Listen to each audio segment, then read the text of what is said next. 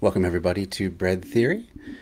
Tonight, just kind of thought I'd pull a video out of the ones that I save for when I am not real clear on which one I want to do. So tonight I thought we'd take a look at what kind of leftist are you. The actual name of the video is the difference between socialism, communism, and Marxism explained by a Marxist. It's by AzureScapegoat. It's the same creator that we use to look at the electoral system in Cuba.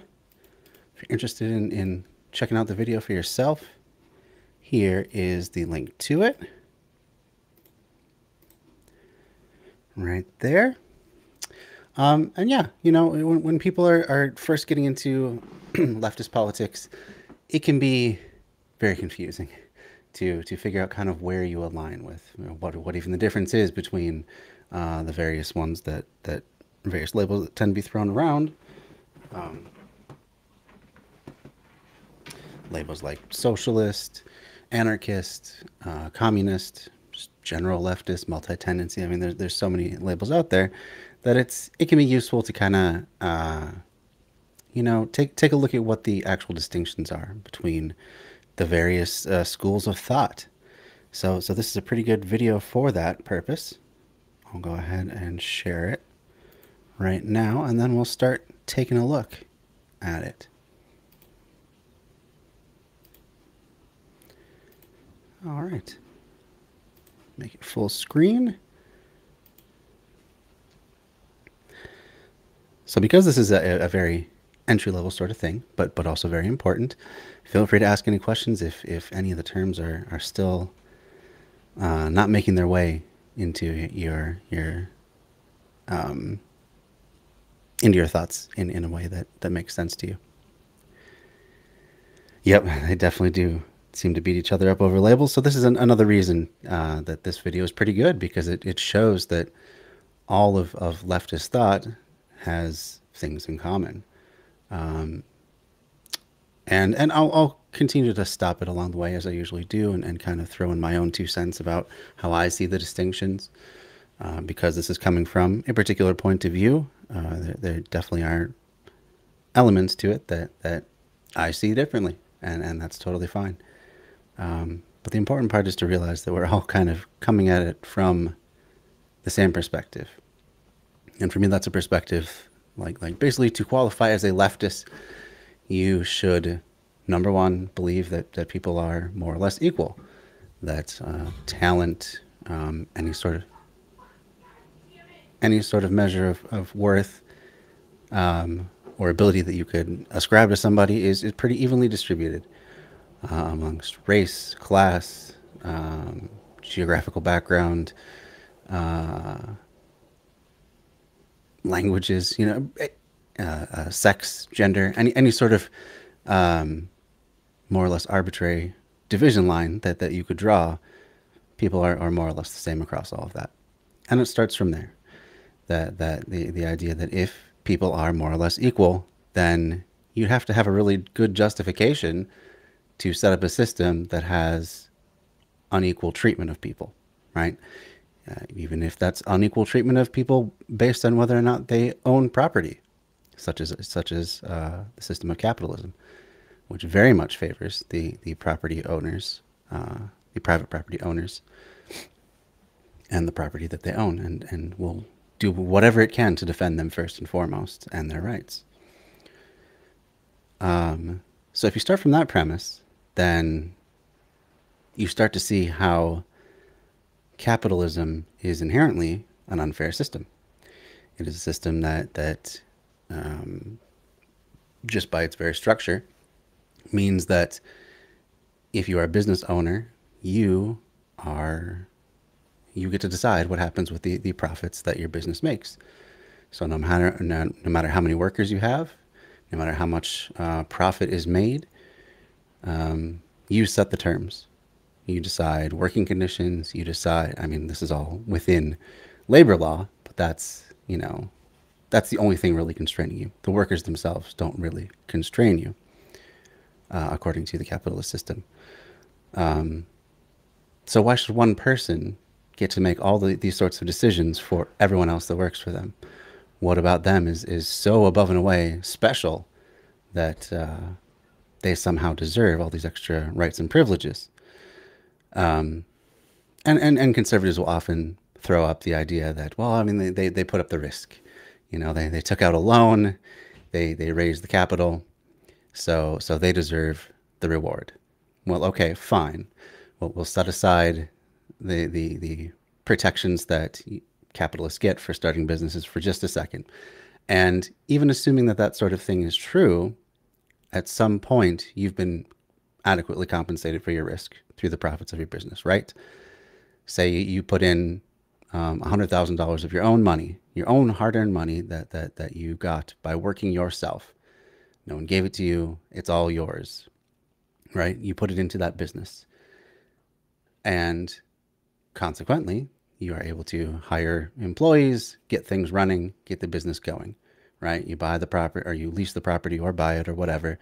You lease or buy the machinery that you need, and you hire the employees. Well, sure, you might be able to look at that as putting up a risk, because you could lose that money for sure. But at some point, the profits that you take out of the business will adequately compensate you. You're going to make $100,000 back by that, assuming that your business succeeds.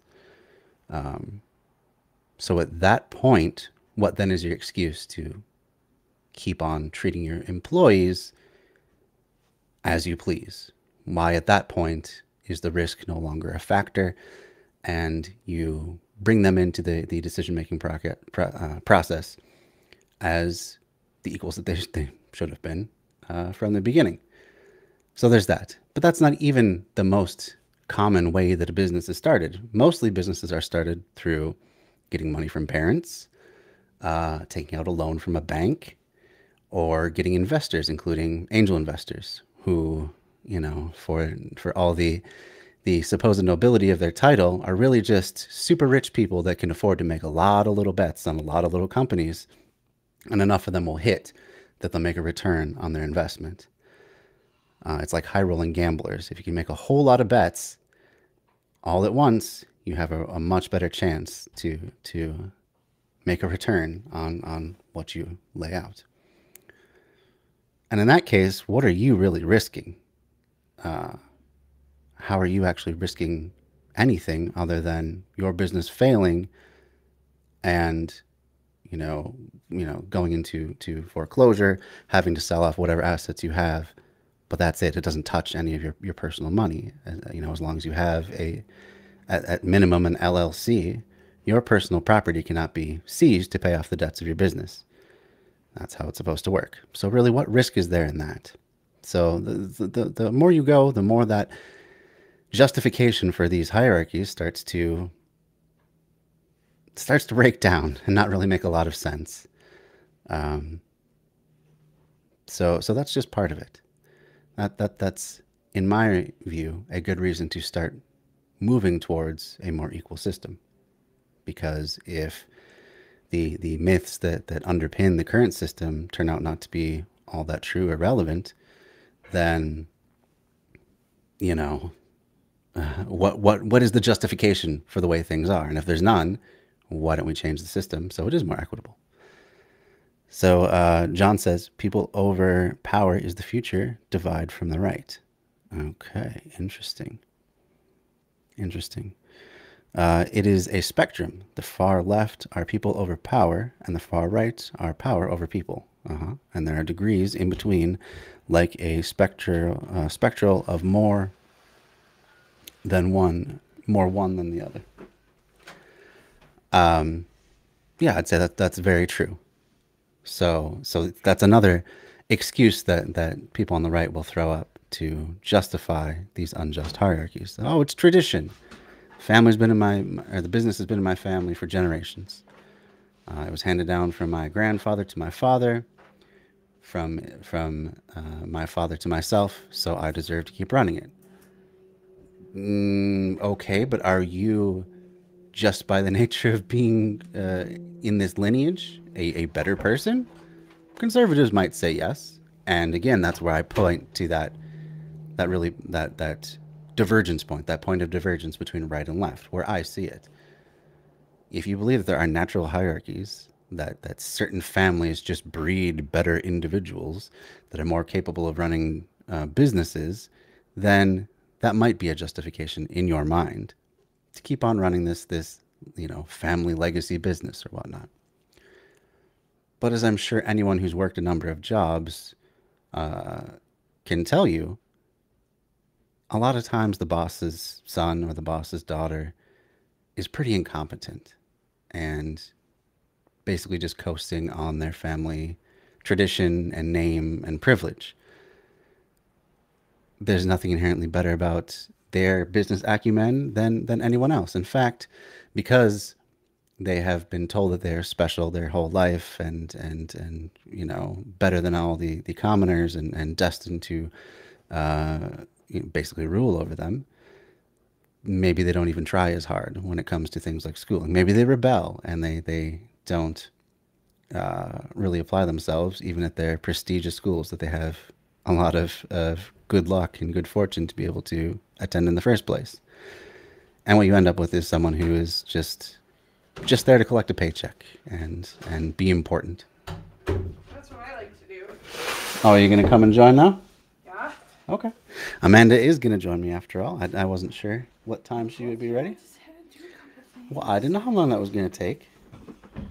Everyone say hi to Amanda. So I was just setting up the video that we're going to watch. It's going to talk about the different types of leftism.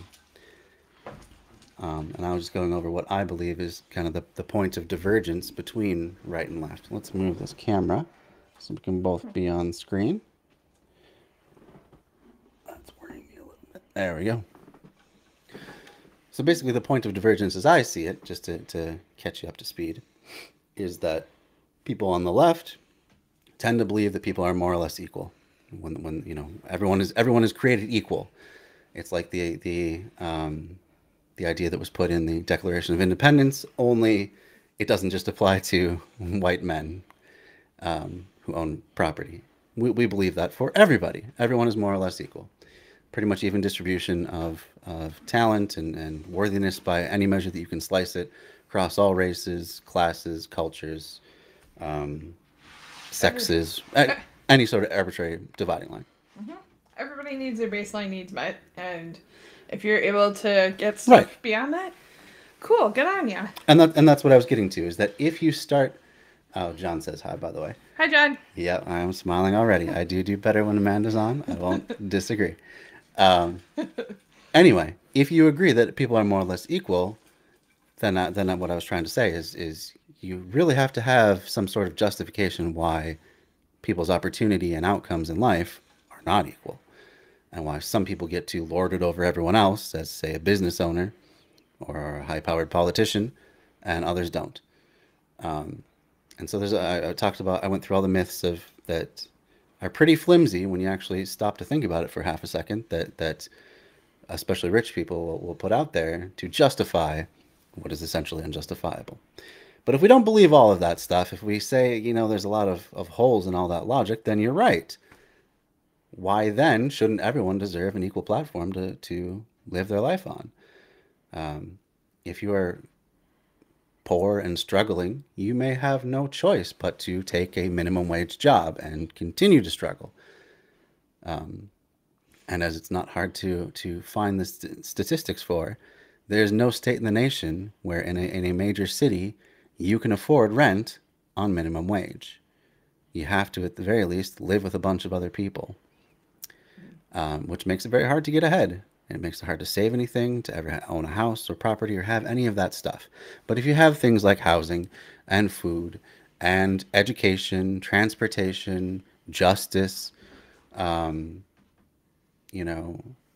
people work better. All these sorts of things at a baseline level, like at a functional level. School works better for children when their needs are met at Absolutely. the baseline. Yeah.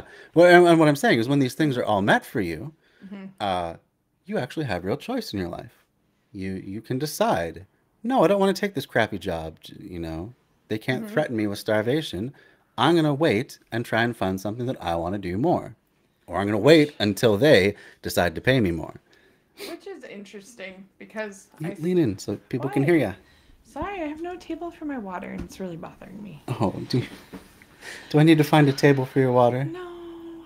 Um, Here, why don't you put it right here? There's a coaster so I right there was for you. thinking about people that are in like power positions like CEOs and stuff, and I know this probably sounds a bit crass and I'm about to make somebody very upset, but I kind of wonder what sort of mental problems someone might have to push themselves to the point of being able to exploit such massive numbers of people for their own personal gain. Like, I don't know. That kind of freaks me out a little bit. Because, like, I mean, sure, I would like to get ahead at work. I'm not going to throw someone else under the bus that is in my way. I'm going to try and step my game up to show how well I can do, because that is the only variable which I can control.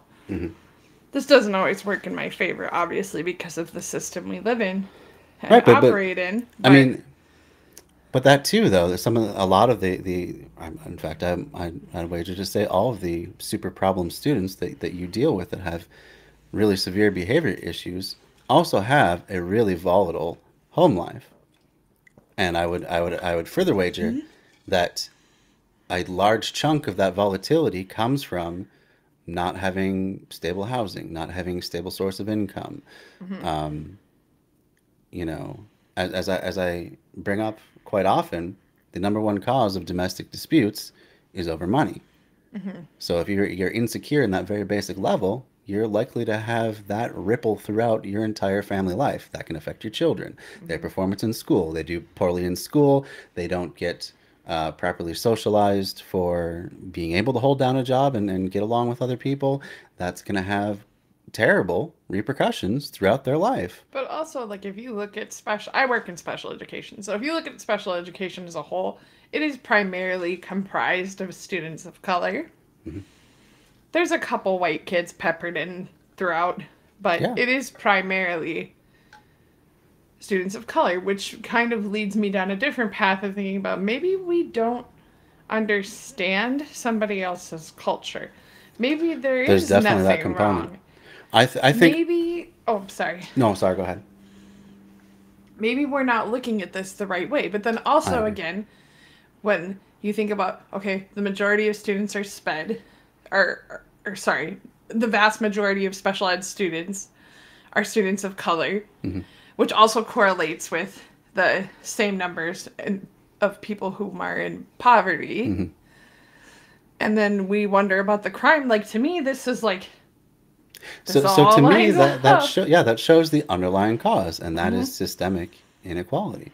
Right. So systemic inequality and systemic racism become basically one and the same, because the outcome is the same whether or not there's some man in a Klan hood pulling all the levers of power saying, let's keep down the black people, let's segregate things, Jim Crow forever, that sort of thing. That does not need to take place for laws and institutions to have an outcome where a certain group of people that have been historically held back for hundreds of years are still finding trouble, finding a foothold, and achieving parity with their white counterparts.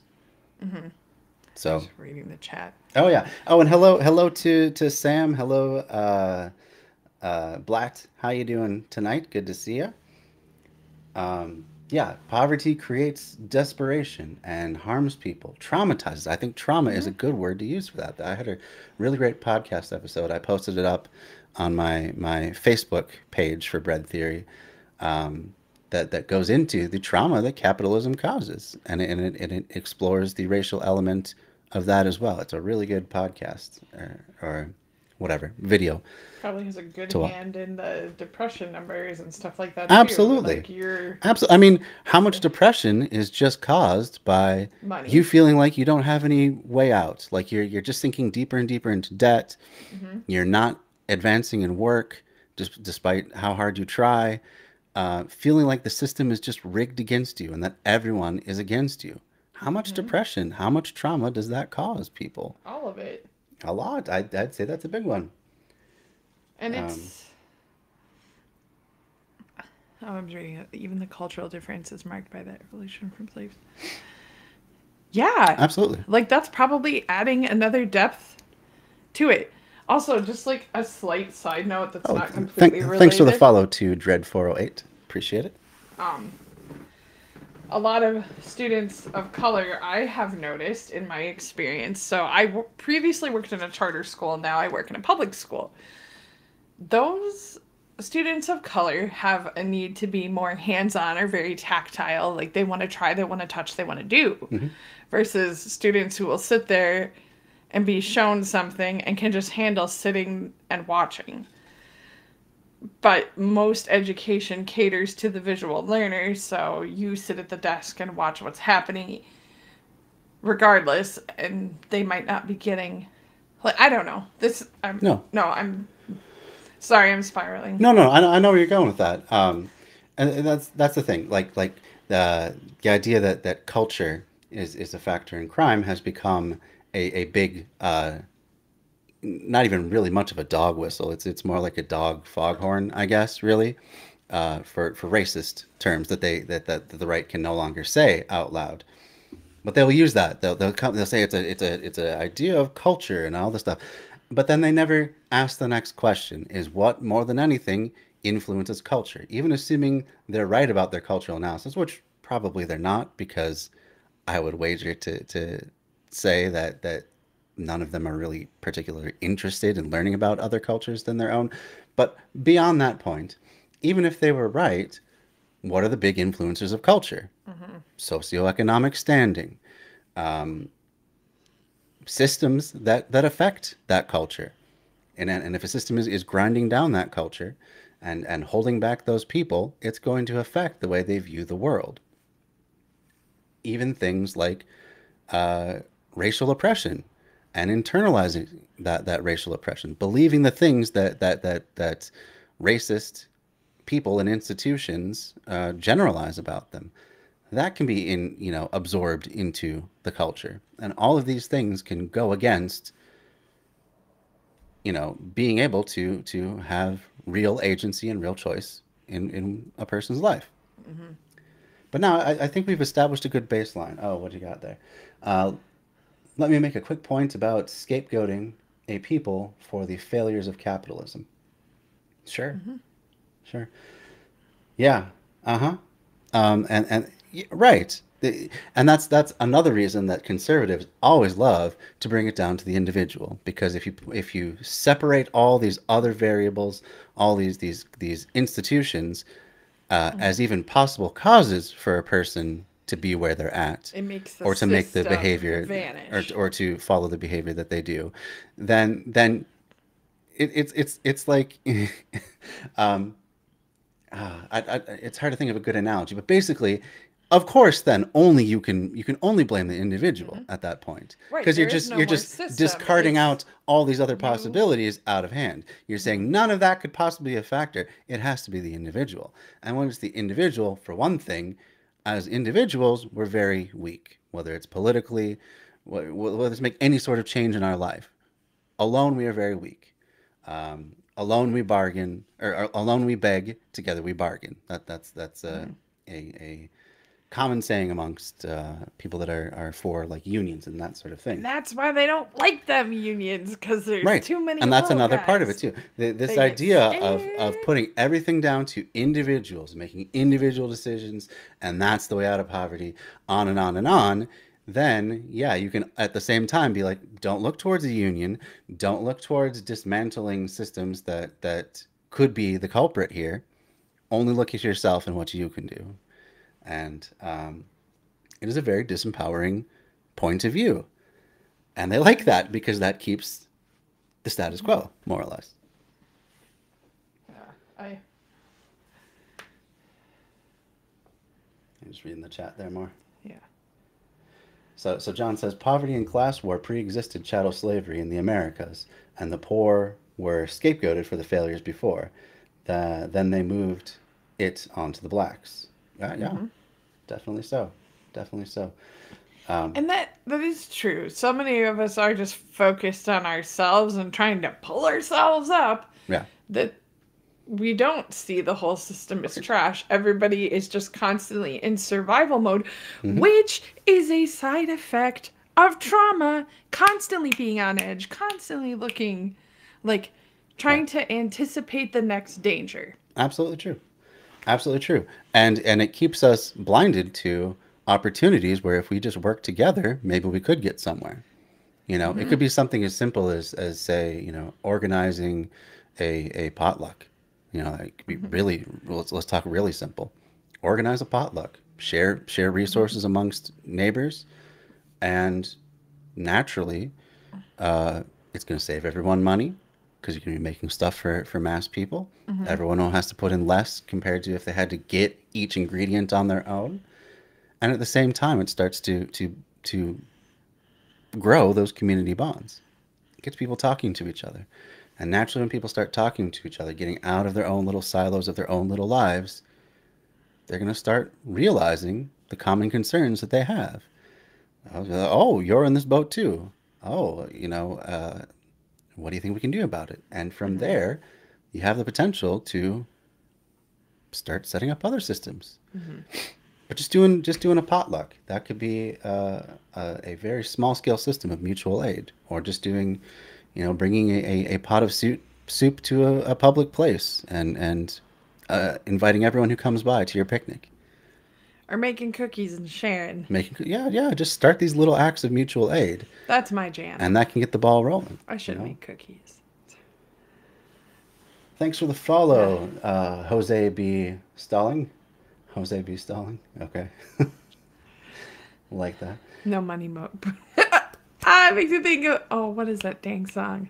More money, more problems. Yeah. Yes! No money. No money, no bootstraps. Yeah. Okay, so we have a good baseline to argue for why, just at a fundamental level, leftist ideas make more sense. Because if you think about it, capitalism, even if we believe in the bootstrap narrative that any one person, But if we well, we don't, but let's entertain it for just a second as though we did. If we believe that if people just buckled down and fought really hard and improved them, the Gary V Sigma grind set mentality where every waking moment of your life you're trying to get ahead, you're trying to get ahead, you're trying to get ahead. Let's imagine that worked for any single person. It can't work for everybody at the same time. There always has to be someone to fill those janitor jobs, to flip the burgers, to haul out the trash, to do the care work, to do any number of jobs that It's under woman's capitalism work. are never going to be just compensated well out of the goodness of the business owner's heart. Right. Right? So we could all be Sigma grind setting, and some of us might make it that way. That might be the case. But capitalism is a pyramid, and the higher you go up, the less room there is for everyone. Everyone can't be at that top. So, Capitalism is the ultimate MLM. I mean, it really is. The, And the the, the, base is starting to crack. the only difference is you don't have to like try and get other people to join your job in order for you to make money at it. But Yeah. beyond All that, right. it Well, is it is it is very much like a pyramid scheme because the higher up you go, the more money from the people below you are drawing for yourself just because you're that high up. So in that function, it really much is like a pyramid scheme.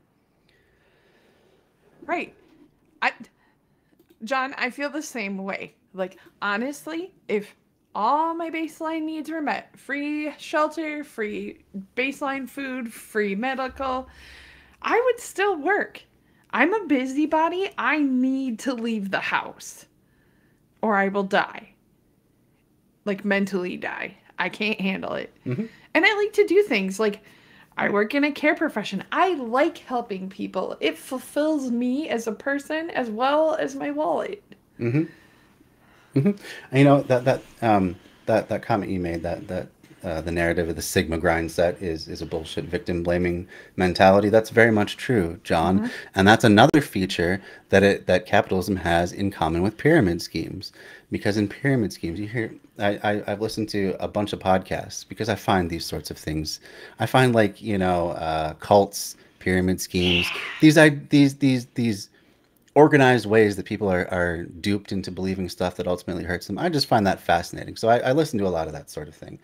And you hear time and time again that When someone was not successful in a pyramid scheme, the people above them would always blame them. Always your fault. You're not trying to sell your stuff hard enough. You're not getting out there and, You need to and get into the acting like you mean it. community. You need to dress more modestly. You should spend more time with your Bible. And it's all this hyper individuality that mindset that leads people to feel isolated and to actually internalize that and believe that it is just because they're not doing enough that they're not getting ahead. Um, yeah. On the right, they sell the master's pitch. Right, right. Um, but anyway, I think that again, I keep trying to segue into the video, but that's okay. This is good stuff. Um, but so accepting all of that stuff, how do we want to go about being leftists? There's a lot of different ways to do it, and for people that haven't really thought much about what they believe beyond maybe that basic point of I believe everyone's equal, this is a good video for you. This is a good way to just start thinking about it There's some good conversation. and figure out how all these different terms interact with one another and fit. So Sam says, and if all of our needs were met, the work needing to be done would be so much more fulfilling. Absolutely, because you wouldn't be doing a job that's meaningless to you or meaningless to society either. Think of all the people we could free from being like insurance workers, like medical insurance workers. Those people's jobs do not need to exist. And if we had universal health care, single payer health care, their jobs wouldn't exist. They would be out of a job. But hey, if we're instead providing them with the basics of their life so they can decide what they really want to do, how many of them do you think would get up the next day and be incredibly thankful that they actually have the opportunity to get out of this bullshit job that they probably know themselves doesn't contribute a thing to humanity or its betterment? No, it just contributes to my stress massively because every time I have to call and argue about Yeah. the care I received or if it was medically necessary. Yeah, think about all those people that work in the parts of insurance that just have to deal with the calls where you're going to deny someone coverage. Like how humiliating and demoralizing would that be to you to have to say to these people day in and day out, we're not going to give you coverage that you need to live. Like, Sorry, I gave but my last fuck away an hour ago. but Now I give don't have any but more. provide yeah, right, but providing a universal baseline for living, and not necessarily even in cash, but just in like giving people a house, giving people food, giving people free medical care, free education, that sort of thing. Having that sort of thing frees you from these menial, demoralizing jobs. And at Like, that point, we all are basically in a union because we all have the ability to pick and choose what job we want. So that alone would lift the working class up immeasurably. We would have more power than we've ever had, ever. All right. What about all the violence from BLM and Antifa? What does that got to do with anything we're talking about, dude? Yet you're all fine with it. You don't even know who I am. You don't know what I believe. So think of a better question. Come back with what the last guy said. Who said that? Who said let's defend violence? You mean the violence inherent in the system? The violence that capitalism inflicts on people on a daily basis? Is that the violence you're talking to? Are you talking about violence against buildings versus violence against people? People rightly outraged that their lives are not being taken seriously and are taken away without any control themselves, and so are then harming buildings, which are not living things? Yeah, okay. People having their businesses destroyed who almost all have insurance and can just rebuild it. Okay. Those buildings have value to people. Yeah, but they're not people, which is more important. And also, what is the cause and effect? The cause of these people's outrage is the violence that has already been inflicted on people like them.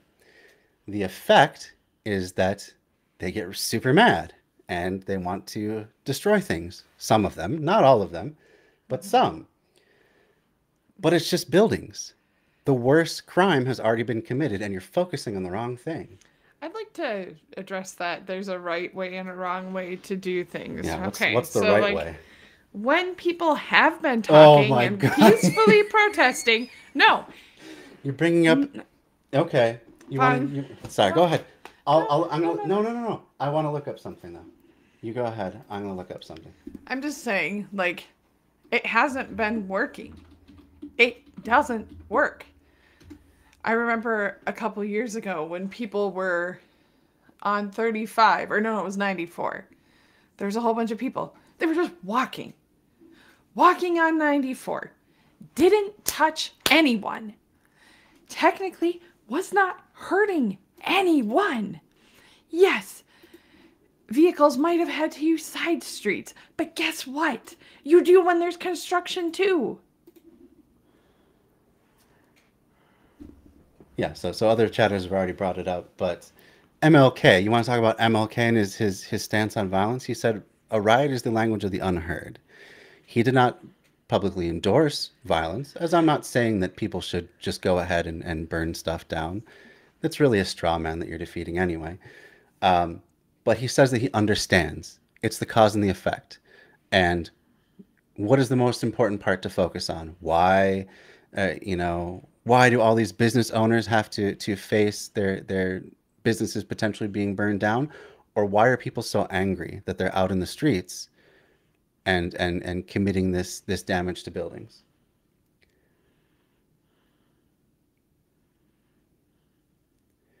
Whites are violent and protest. Maybe they don't protest as much, but what does it have to do with anything? Who's when is BLM glorifying drug? You're just throwing out all kinds of straw men. So unless you have anything to say, you're just gonna have to go somewhere else because you're derailing the conversation now at this point. No one is even making the points that you're arguing against. So, I mean, be productive or get out, really, at this point. Anyway, let's get into the video so we can figure out what sort of leftist makes the most sense to each of us and just kind of see where How they all long is the kind of video? intersect. It's not that long of a video. That It's doesn't necessarily mean anything for us, no, though. no, it's 12 minutes. Yeah, there's definitely going to be a lot of times that we're going to stop. But here we go. So here's AzureScapegoat. I already linked the video earlier on, but this is the difference between the various leftist ideologies, basically. Oh, The this will be difference exciting between because I feel like I'm socialism, moving through the communism, spectrum right now. Marxism, Mm-hmm. and a whole lot more. Explained by me, AzureScapegoat. Okay, but look, here's your last thing, dude. You're not trying to show the hypocrisy because you're making straw men. No one is saying any of the stuff that you're supposedly responding to. So, yeah, you're just derailing discussion at this point. That's why you would be banned and removed because you're just derailing discussion. You want to go argue about BLM or whatever, you can find a channel that's talking about BLM right now.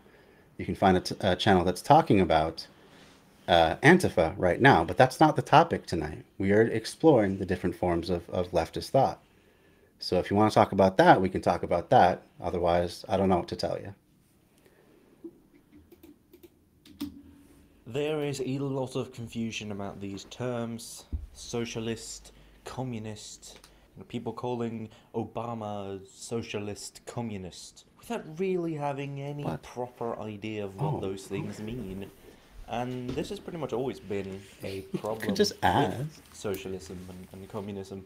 It even says so in the preamble to the Communist Manifesto written in 1848. So I'm here to tell you what all the different terms actually mean. Most people in the Western world, especially in America, have heard of Bernie Sanders.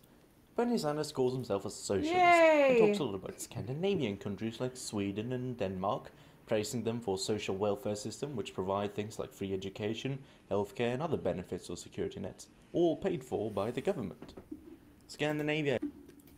Okay, look, dude, you're trying to make it all about yourself. This is not about you. This is not about talking about whatever you feel like talking about right now. We're talking about a subject right now. That subject is leftism and what the differences are between various forms of leftism. If you have something you want to say about that, now's the time to say it. But we're not here to talk about all the other straw men that you keep building. So, I mean, I feel like I'm being really patient with you at this point. Most people I would have banned by now. But you're not responding to anything, though. You brought up Antifa. You brought up glorifying drug use. You brought up buildings being burned down. You brought up BLM. You brought up all these things. What are you responding to? Because I wasn't talking about those things. Here's your moment in the spotlight. You're real hot to debate me on something. Violence is tools of oppressors. Absolutely true. The state uses violence all the time to defend property, to defend property owners. You look at the LA riots. Where was the place that the police went to defend? It wasn't the places where uh, things were burning. It was the rich areas. It was the people that had the capital. Yeah, I don't care what you see conservatives do. Conservatives, maybe they like it when you disrupt stuff, but you already agree with them. So I don't. I mean, obviously, if you're going into a conservative space and being like, "Hey, here's a bunch of things that are bad about Antifa," they're going to be like, "Yeah, I agree with you." So, oh, so weird that when you go there, they don't want to threaten to ban you. That's so bizarre. It's so bizarre. Okay. Uh, you're coming in here and talking Yeah. about stuff that has nothing to do with what we're talking Why about. don't we just continue the video and see if I his won't ban you for comments will align? thinking different things, but I will ban you for derailing discussion. So if you want to talk about the things we're talking about, you can talk about that. We're going to continue the video now. So listen to the video, and I'd like to know your thoughts on the video. And welcome, Tribunus Plebes. Good to see you. Dude, you need to stop right now. Stop. Stop talking and listen. Close your mouth or close your keyboard and open your ears. Is, wrongly, even by a lot of people within Scandinavia itself, I know because I lived there myself, called socialist. Bernie Sanders ran against Hillary Clinton in the Democrats' primaries in 2016. He lost the Democratic nomination to Clinton, who went on to run against Donald Trump. Donald Trump talks a lot about China, specifically the People's Republic of China, which calls itself socialist, with Chinese characteristics, of course. Donald Trump won the presidential election and became the 45th president of the United States of America, replacing the man who came before him, Barack Obama. Obama talked on multiple occasions about Guantanamo Bay, which is a military facility on the island of Cuba, Hello, Wolf but Skeptic. Good belonging to to see the you. nation of the USA. Cuba says that the land where the Guantanamo Doing Bay well. facility is located belongs to the Cuban state, which calls itself socialist. Do you know who else call themselves socialists? The Nazis. Nazi is shorthand for Nationalsozialistische Deutsche Arbeiterpartei, which translates to the National Socialist German Workers' Party, NSDAP. So what does Sweden, Bernie Sanders, China, Cuba, and the Nazis have in common? Well, in practice, nothing. Sweden, not entirely unlike China, is a country with a mainly capitalistic free market system, but with some government intervention and social security paid for by the raising of taxes on those who earn more. A lot Cuba compared is to what the many in US. the world would call communist, choosing not to rely on a private free market, but rather a public, planned economy where elected representatives make decisions Right. about the economy that would otherwise be made by private business owners, like where to build new factories, what they should produce, what the wages should be, and so on. And although many in the West call Cuba communist, Cuba calls itself socialist. Yes, they are led by the Communist Party, but even they say that Cuba is socialist, not communist. And Germany, when it was ruled by the Nazis, also called itself socialist. And although the government was a totalitarian one, which dictated many things about the private lives of citizens, the economy was largely still capitalistic and had a free market, minus some protectionism and sanctions or embargoes here and there. So, what exactly does socialism mean? Well, long story short, it's a pretty vague term that could mean pretty much whatever you want it to mean. The definition of socialism is a society in which the means of production, distribution, and exchange are owned by the community as a whole rather than private individuals. Of the examples that I brought up, Scandinavia, Bernie Sanders, Cuba, and the Nazis, the only one that really fits this definition is Cuba. Because the means of production, that is, factories and other workplaces like farms, for example, the means of distribution and the means of exchange are owned by the state, that is, the community as a whole. And the state is democratic, as in run by the people that live in the nation. And so the people indirectly through the democratic government, control the means of production, distribution, and exchange. So to follow King Sweden Money and Norway and 5150. Denmark own some of the means of production, some of the means of distribution and exchange, but I would say over 90% of the means of production in Scandinavia are privately owned, and so the community as a whole do not control the means of production, distribution, or exchange in Scandinavia. And so Scandinavia is, for the most part, and according to most definitions of socialism, not socialistic. They are capitalistic, following an ideology called social democracy, which I will talk about in a minute. So, I've given you the definition of socialism, or more accurately, I've given you the definition of a socialist society.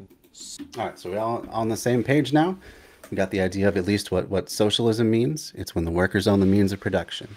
And the reason that he's including states like Cuba in that is because indirectly through control of the government, because Cuba, despite popular belief, has free and open elections, and the people do have some meaningful control over their government. So even though the state owns the means of production, it is indirectly then owned by the people. It's not the form of socialism that I would prefer. I want to go further than that. I want people to directly own the means of production, whether that's in a democratically controlled, worker-owned and operated cooperative, or whether that's something else where people have that same say. I would like to go further than that, but I think Cuba is a pretty good example of a socialist state, or you could even call it state socialism, really. There's a lot of people that would characterize China as state capitalist because they do allow a lot of private enterprise, even though it's very much controlled by the state. But I think the picture more or less is of a mixed economy. So the state, again, in the people indirectly through the state own the means of production somewhat, more so than in places like the United States. Saw a comment from Dread 408 about United States is number one, but at the same time, not for long. well, no, that's true though. Like because they exploit so many other people. Like if we were truly doing a good thing, good for all of our people, wouldn't all of our people be doing better? And there wouldn't be these huge, I can't think of the right word, huge discrepancies in wealth and power and things like that. Agency, all these sorts of things. So Dredd asked, why should they own the means of production? That's a good question. As we went through in the beginning here, the idea of leftism, in my mind, starts from the point of how you view people. Do you believe that people are created equal, regardless of sex, race, gender, how wealthy their family that they were born into, all of that stuff? If people were more or less created equal, then why would they deserve unequal starting points and platforms in order to make decisions in their lives? Created equal. Okay, so we're on the same page on that. That's good. So, if people are created equally, what justifies one person taking huge control over all of their employees' lives, let's say? What justifies one person or a small handful of people owning a business at the expense of decision-making for virtually every employee? Because, in the country we live in now, you have to have a job. You have to make a certain income. You should know to live in the area that you live in. Right? So we have the naturalistic fallacy, and that's a fallacy. So for one thing, even if that were true, that's just human nature, we do all sorts of things that go against human nature. I wouldn't be able to see straight. I wouldn't be able to see well enough to drive a car, to have a job, if I didn't have corrective lenses. That's unnatural. He's blind. Yeah, I would be legally blind without glasses. Okay? In nature, a lot of animals will attack one another if they don't know. Even if they're the same species, they may attack another of their same species if they meet them out in the wilderness. Should that be what humans do? Because that's natural. We may have even done that a lot as prehistoric humans. That's natural too. So let's do away with that idea that just because something is natural, even though I don't even agree that that's natural, but even if you believe that's natural, that's not a reason to do it. Okay? So let's start there. And Humans should reward success and productivity.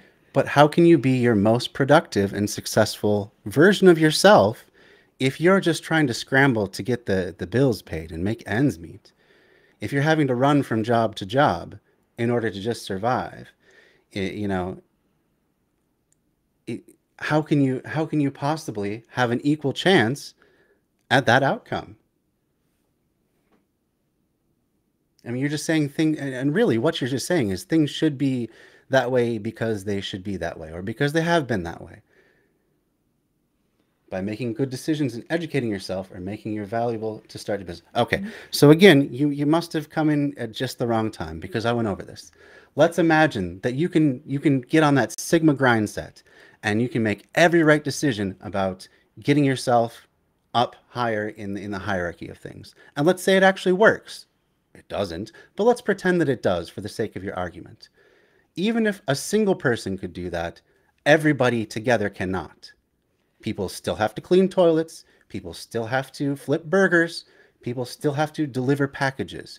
People still have to do all the sorts of jobs that under capitalism will never be paid adequately to have a real chance of making choices in your life, having enough stability to make a choice. That's like telling I'm not.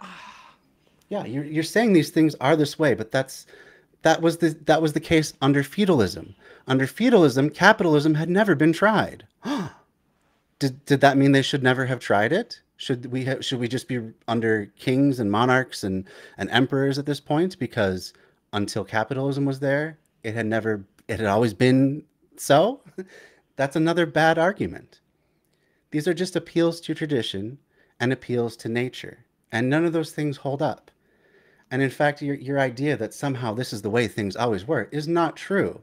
I highly recommend David Graeber's new book, The Dawn of Everything. He goes through all sorts of cultures that went in and out of more and less egalitarian forms. It wasn't just one logical progression up through until they got to, proto-capitalism or a monarchy or whatever. Sometimes they went back from that. Sometimes they never reached that point and they just had a more egalitarian society. Or sometimes they started with a more egalitarian society and got a more hierarchical one, different. Nothing is inevitable. No one system is the end-all be-all. No one system is the best or inherently going to just naturally occur. I don't think socialism has ever actually. Sorry, go ahead. No, that's all right. Socialism, as much as it has been tried, and we'll use Cuba again for the example, works. I mean, Cuba is still a country, despite the constant assassination attempts. There were over 200 assassination attempts of Fidel Castro. They were sanctioned from day one by the U.S., so they've not been able to participate in the global market the way that any other country that's not self-declared socialist is able to do so. Despite all of this pressure from the beginning, from the day of the revolution in Cuba, they have managed to survive. And they've managed to wipe out homelessness, give everyone top quality health care. They have some of the best health coverage in the world. They even made their own vaccine without the help of the West and distributed it and are continuing to distribute it to the rest of the world. They also managed to do land reform and give a lot of the land that was controlled by greedy capitalists back to the workers that actually work the fields. So don't tell me that it doesn't work every time it's been tried. It's working right now. I would still think we can get further than that, though. We can get even beyond Cuba's model. They're a good model, but we can get beyond that, too. What do you mean? There's no incentive for a person to strive. Yeah, you can go ahead and read that out, but I'm going to respond to. What? Okay. Okay. No, I'm not done. Oh, sorry. Go ahead. If I had healthcare, free healthcare, if I had guaranteed housing, like, hell, even this apartment, okay? That would not deter me from working. Nor would it deter me. Yeah. Because I need something to do with my time. I work in a helping profession. I enjoy helping people. This is not going to make me decide, oh, I'm not going to work anymore because all my baseline needs are met and I don't need to try hard. Yeah. Like, I have an opportunity to be paid to go into my community and to help people, and I enjoy helping people. I like doing it, so I'm going to continue doing it. And if for some reason that job fell through and I had to go to something else, I would still have all my baselines neat, and I would have an opportunity to make a better choice for me as an individual. Something that appeals to me, something that I want to do. Okay. But even if I had to do something I hated, at least I would have shelter and I would have medical coverage. And Right. that, for me, is really important. And then you would know that if a better job came along, a better opportunity I came can take along, it you could take without it. penalty. There would be nothing stopping you from living your highest and best self, as long as you have the opportunity. But I do want to bring up one thing, Dread 408, because every time I answer one of your questions, you just pivot to another. And this is what I like to call spaghetti walling. You're spaghetti walling me. You're taking one argument, you're throwing it up against the wall and seeing if it sticks. And if it doesn't, you just go to the next argument. You throw it against the wall and you see if it sticks. You're just trying to do that until you can get some sort of a gotcha out of me. And it doesn't work that way. Okay? I told you how socialism is working right now. I gave good examples of it. And what did you do? You pivoted to another question. Another what about? So what's your answer to that now? I want an answer to that before we move on for any more questions. Also, we don't have any children together, and I still want to go to work. So do I. It's not... Thanks for the follow, John. Something Tron 2000.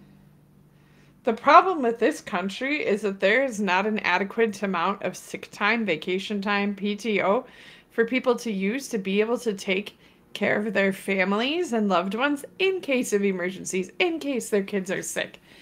Like, it is more of a penalty for you to leave work to take care of your ill because you won't get paid for it. Sorry, I'm yelling at me. No, I get fired up about this stuff too. You're still pivoting though, Dread. I told you an example of a socialist country that is still working right now. I gave you the example of Cuba. What do you have to say to that?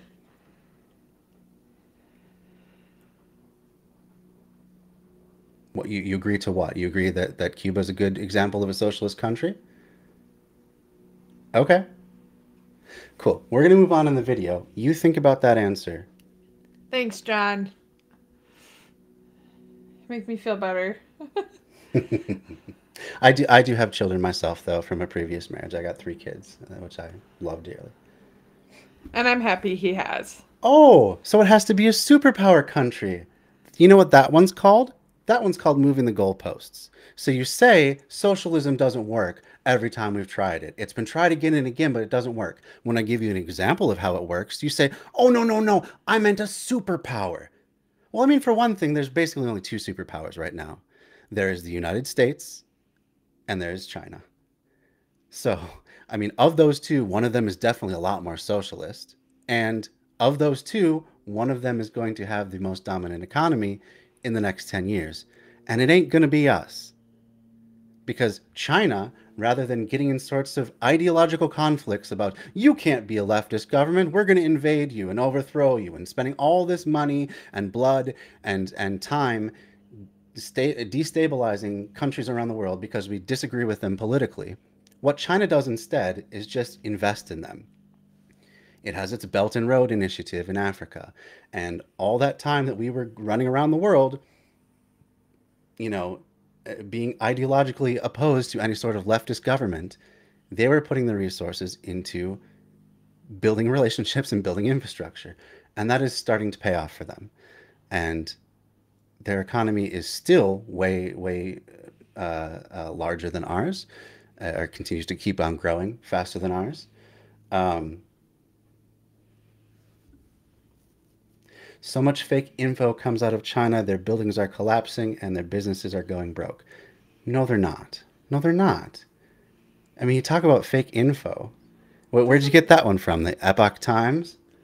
Doesn't China like basically own the United States right now anyway? Well, that's With how right. much We're product their that we largest have? trading partner. Yeah, you could link it in the Discord. You're not going to link it here because I don't trust people like you to make good decisions about the links that you throw out. Hey. I don't allow it in the chat, but you can link it in the Discord. That's fine. Just direct to Discord. All right. Well, You don't trust sounds like we're Discord? trying to Well, be I don't nice. trust you, so I guess we're Oh. even. Sorry, I thought we were having an okay. We're having an okay, but you know, he's going to bring up trusting Discord. I don't trust people who are not acting in good faith to post links that are not going to harm the community in one way or another. They're not going to be to spam or to malware or anything like that. So I don't allow Discords in the chat, and that's that. I'm gonna post in the chat. Just kidding. Well, only I can post in the chat, so you can try. I'm just kidding. It's a joke, Zach. Yeah, China has eliminated absolute poverty. China, over the course of since its Great Leap Forward, has pulled about 1 billion people out of poverty. That's pretty huge. That's a huge economic leap to go from a largely agrarian, very traditionalist society under a monarchy to the nation's #1 advancing superpower. So that's pretty big.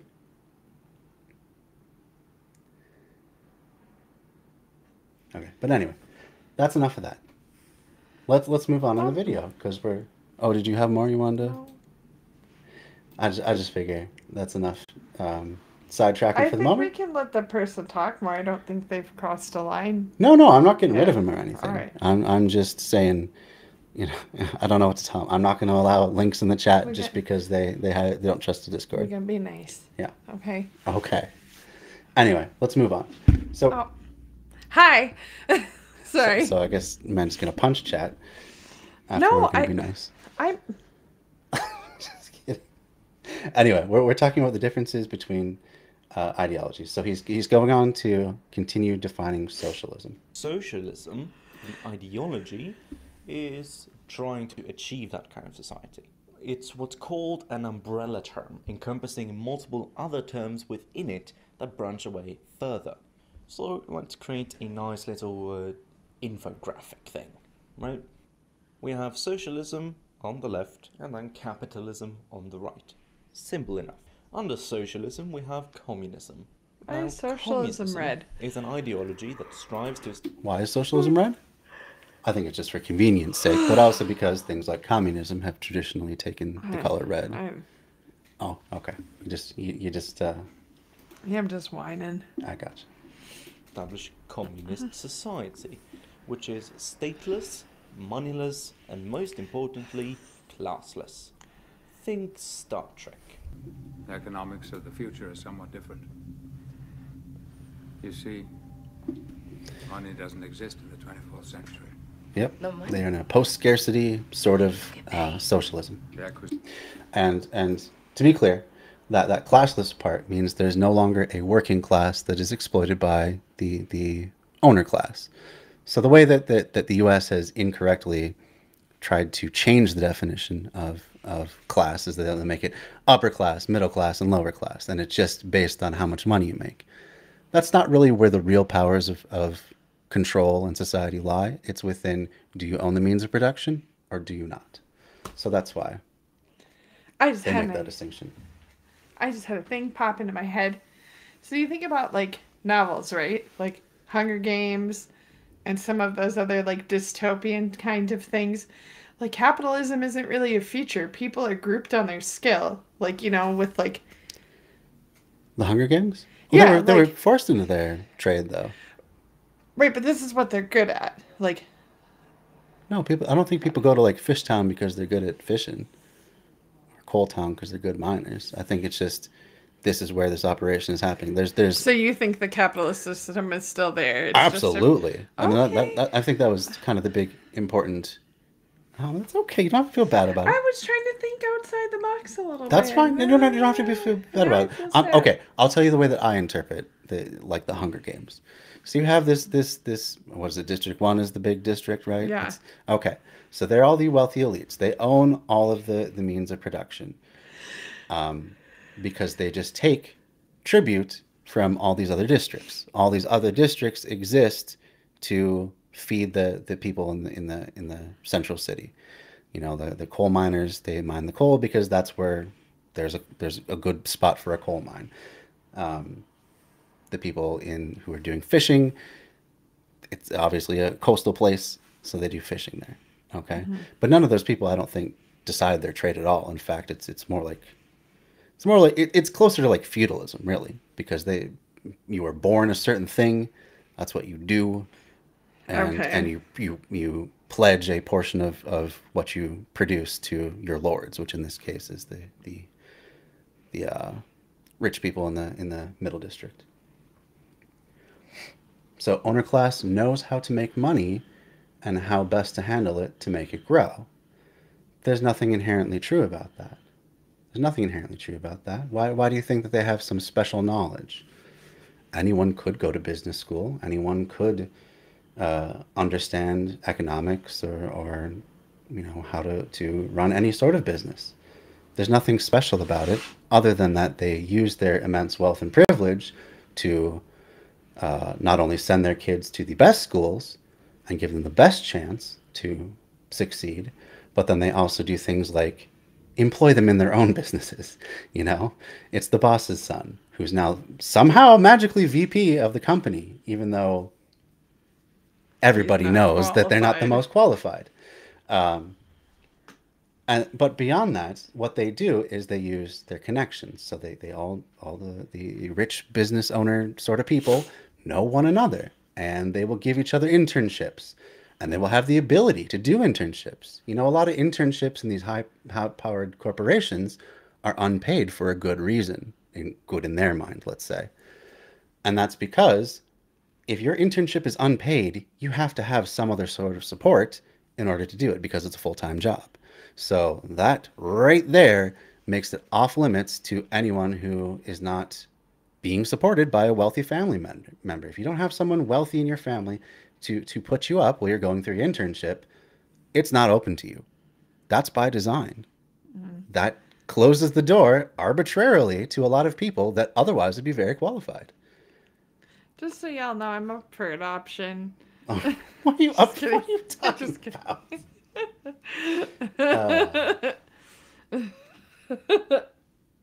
Does this? Anyone could, but they haven't yet. McDonald's employee cannot make the same use of money As the owner can? Why do you say that? You don't think that any one McDonald's employee with the right training could end up running the business as much as anyone else? I don't see what's inherently better about the people that happen to find themselves as owners of a McDonald's franchise. Like, I mean, let's talk about the idea of putting, you know, buying a franchise in the first place. How do you buy a franchise? Do you go take a test? I know how you buy a franchise. Okay, how do you buy a franchise? You get mommy and daddy's money. Well, okay. I thought you were going for more answer, but yeah, that definitely is one way. You get mommy and daddy's money, and then you buy it. Shapiro and Peterson are horrible at debating. If that's going to be who you're throwing up as people that are good examples of debate, you're going to have to do better.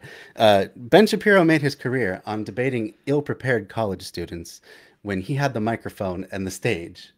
He just talked fast. And he just talked really fast and called people stupid. And Peterson just throws up a lot of garbage and smart-sounding terms that don't actually mean anything. Excuse me, I beg to differ on that, because I do believe he referred to women as chaos dragons. Well, I mean, that I suppose that's the one exception of legitimate psychoanalysis. But if you want to see chaos dragon, I'll show you a chaos dragon. I didn't. Oh, I don't know which one of them debated Cenk Uygur, but that's okay. Cenk is not even a leftist; he's a capitalist. So okay. I mean, I'm sure I could show you. Oh, Shapiro did. Fine. I could show you debates where Shapiro lost as well. What's your point? What are his big brain takes that are just so unassailable? I mean, what are you doing again? Look at that. You pivoted rather than I answered your question, but rather than having then a rejoinder, which is how a debate's supposed to work, right? You just pivoted to saying it's so funny because Shapiro and Peterson could have destroyed you. That's just a pivot. Like you don't have an actual answer to it. Okay, we already covered the risk again. Man, dude, you should just go back and watch the VOD of this because we covered all of these points already. You're just making us Business go owners around in taking more circles. risk. But is it really that much of a risk? Because odds are they're usually playing with money that isn't theirs. Right, whether it's the bank's money, whether it's their daddy's money, whether it's angel investors' money, it doesn't really matter. If the business folds, they're limited in the liability that they can incur. They can't take your house, they can't take your car, any of your personal assets. They can only take your private assets, the business assets. So how much of a risk is there really? But Zero. yeah. Yeah, they have even less to lose because the worst that can happen to a business owner that fails is they have to go back and become a worker. And may I just The counter? worst that, but hold on, the worst thing that can happen to an employee who gets fired is they end up out on the street. Who's taking the bigger risk there? Let's just talk about absolute risks for a second. Yeah, that's basically it. Thank you, John McIntyre. So you opened your own small business, and it's oh good. If we get to use you as an example, and I used to be a leftist. Okay. First of all, I seriously doubt you were a leftist. You may have been a liberal, but you weren't a leftist. So let's get that straight. And if you were a leftist, tell me which school of leftist thought you actually believed in, and we'll go from there. But let's go with that. What was your capital formation process like? How did you get your money to start your business? Let's start there. I, See, you're just pivoting. You can't just pivot. How did you get your money to start your business? oh, I want to do so bad. And BLM is not inherently leftist either, by the way. They just believe in the radical idea that Black Lives Matter and that they shouldn't be treated like garbage by police or society. Okay, mowing lawns. Then you open a small lawn care company. Okay, so you're one of the rare cases where you actually saved up the money, right? And you're not lying to me, right? You all the money that went into your business, you got by working, right? Yourself. Yourself. You didn't get a loan. You didn't get a favor from grandma. You didn't get any of that stuff, right? You're learning about stocks now. You're still okay. How about you answer the question though? So all of the money that you got to start that initial business was from your own, right? So that's not an answer though. You can start with $500. Is that what you did? Did you save up all of your own money? Okay, your own money. I don't know why that answer was so hard to get out of you. Okay, so you saved up your money. You did the thing. Cool, good. I'm sorry it took so long to get that answer out of you, but it did. All right. So we'll ignore all the other supports that may have been in place while you got that money and made your business put it together. Let's just move on from there for now. So anyway, you put in $500 towards it. So you took a risk. Okay, you took a risk. I assume at some point you got employees, right? So Anyone can do this. Anyone can do this. Cool. What? I don't know. We're having a back and forth here. I don't understand. No one is going to give you a handout. Okay, cool. Right. Well, hold on. all right. So with your $500, you started a landscaping business. I assume that eventually it wasn't just you, right? You had employees, right?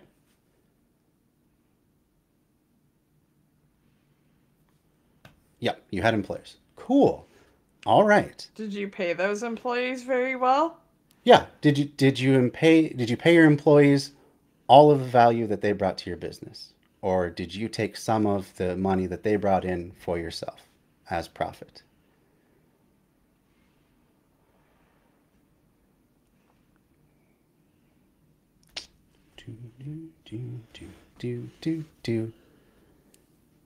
Oh, it's going to sound bad. Okay.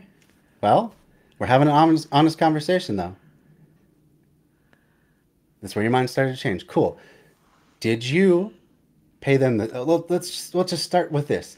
Did you pay them at the same rate that you paid yourself, or did you pay them less per hour that they worked? I'm not asking for excuses. I'm asking what you did. So you hired illegals? Okay. Oh, wait, no, they hired illegals. So, of course, you did not hire illegals. Okay. So, you paid them less per hour, right? Oh, you didn't hire illegals. That's fine. I don't care. But anyway, so you paid them less than you paid yourself, right?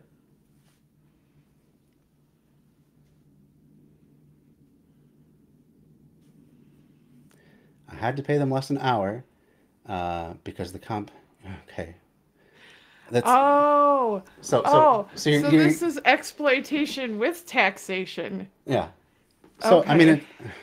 for one thing, it sounds like you could have benefited from everyone being on the same playing field, and how are you going to get that other than regulation? But anyway, so you paid them less than you paid yourself. Okay, so now that you have employees, you're making more per hour than you made yourself, right? Where did that extra money come from? Where did that extra money that you paid yourself come from? If suddenly you were hiring employees and now you're making more money yourself, where did that extra money come from? That's the next question. And I'm not really interested in why you did it. I'm just asking how it. Well, we're talking about facts How now. it happened. How it happened. It came from you getting more customers and raising prices incrementally. So are you telling me that if you were to have fired all of those employees, you wouldn't have been getting any less money per hour? Did You'd have been you getting the same amount of money per hour if you fired your employees, because you're raising prices. You're. did you give your employees raises along with when you Hold on, raised hold the on. price? I got a line. I got a way that I'm moving this here. Clearly not. What is this argument? Okay, that means that the extra money that you got by hiring employees came from their labor. It doesn't come out of thin air. It has to come from their labor. Okay? I'm not interested in excuses. I'm talking about what happened. If you made more money because you hired more people, that extra money has to come from their labor. Okay, so you used your arbitrary position to take their labor value that they created for yourself. Right. So, in other words, you exploited other people in order to get ahead. So, for one thing, let's say that's the norm, that anyone could do this, that anyone could save up $500. I don't have extra $500 right now, but potentially let's say that anyone could scrimp and save and get 500 extra dollars and start a business. Okay? How then do they become successful at that business? By exploiting other people. Where do those people come from? If everyone's doing it, if everyone's being an entrepreneur, everyone's pulling themselves up by their bootstraps, where does that extra labor come that you can then use to get ahead? It has to come from other people. So, by your own structure, not everyone can get ahead. You said it yourself. You couldn't pay everyone the same rate, or else you wouldn't be getting more money. So, in the capitalist system, it is inherently exploitive. And in the capitalist system, not everyone can get ahead. Any single person, perhaps. We might argue about that, but for the purposes of argument, I'll say perhaps any single person can get ahead, but not everybody. Because if all of those employees were trying to start their own businesses, you would have no labor to exploit. I'm not talking about if competition's natural. It's stupid natural. Natural selection? Are you eating your employees? What is happening here? Natural selection? Tastes like chicken. That's cool that you were dirt poor. You still used other people's labor to get ahead. And if the only way to get ahead is to use other people's labor, that inherently means those other people get left behind. Do you not see that? Also, what if you paid your employees the same wage you paid yourself? Wouldn't they be just as invested in the business as you are? See, That's true, and that's a good argument for cooperatives. But beyond that, I'm not asking about excuses of why it is. You said that anyone can get ahead, right? That anyone can do this. Anyone can do this, but not everyone can. It's like, if you're playing a game of darts. Any one dart could hit the bullseye, right? But all the darts can't fit on the bullseye. It's an impossibility. So even if each dart has an equal chance of hitting the bullseye, they can't all get there. That's the same thing with the system that you're describing. You got to hit that bullseye, but at the expense of your employees being able to hit that bullseye. Right? Do you see now? That means that the system is inherently exploitative. Just because your employees didn't have that $500 to do the same thing, they weren't in a position to exploit other people and get ahead. But even if they were, they would then have to exploit other people that didn't have those $500 or other people that didn't have it. If the system is reliant on one person exploiting many people to get ahead, that has to take the shape of a pyramid, right? Okay, that was a really unnecessary. Who doesn't have $500? I don't have People who have to $500. live paycheck to paycheck. I got bills, you know? You know, we don't live in the greatest neighborhood in the world, and we had our catalytic converter stolen, and Yeah, really. that put us out Yeah, really. a substantial chunk of money, even though we're both working full-time jobs and we have insurance. Yeah. Please, We- let's go there. And we both make several times minimum wage. I think each of us makes over 3 times minimum wage. So, I'm starting to doubt that story that you started dirt poor if you don't even know anyone who doesn't have $500. Yeah, if we're What gonna is make dirt poor to comments you? about that Is now, dirt you poor? know, Does dirt poor $500, meaning that ha, you ha. couldn't go to a private school for college, but you had to go to a state school instead? Does dirt poor mean that you had to eat white bread once in a while instead of whole grain? What does dirt poor look like to you? But anyway, you're missing the entire point. You described a system where you started with your own money, but in order to get ahead, you had to take the labor value of other people. So you push them down to push yourself up. Your system is dependent on pushing other people down to push yourself up. And there always has to be more people to push down in order to push yourself up, which means that more people have to get left behind in order for your system to push anyone up. Okay? Oh, so you had to go to community college, and you grew up shopping at thrift stores. I went to Okay. community college too. It's not And you're that telling me you bad. didn't know anyone that didn't have $500 extra to their name? Because you know that the average American could not survive an unexpected $800 emergency expense. So, I mean, statistically, you're wrong. Most people don't have an extra $500. But even if they did, is everyone going to start a landscaping business? Is every business, is the cost of entry of every business $500? I don't think so. Thanks, Amazing Wolf Skeptic. That makes me feel a little bit better.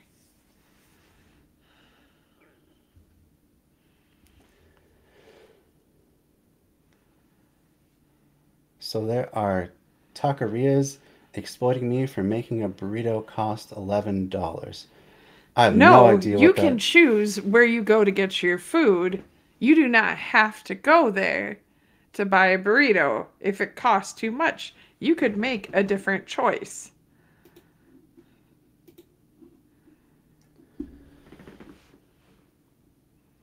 Okay, so at the base, what we're arguing here is whether everyone can get ahead in capitalism. What you have demonstrated through your own experience is that structurally, no. For some people to get ahead in capitalism, with the owner and worker model, some people have to be pushed down. Some people have to be left behind. So we can't all be millionaires. It's a structural impossibility. What I want is a system where everyone has choice in their lives. Everyone has the ability to decide where they work, how they want to contribute to society, and no one has to struggle just making the basics of life. Everyone should have every tool available to them to be able to be as productive, whatever that means to them, as possible. Don't you agree? Because what happens when we don't do that? What happens when we have a system where, just by the luck of the draw, some people have money to start a particular business or a particular set of skills to start a business?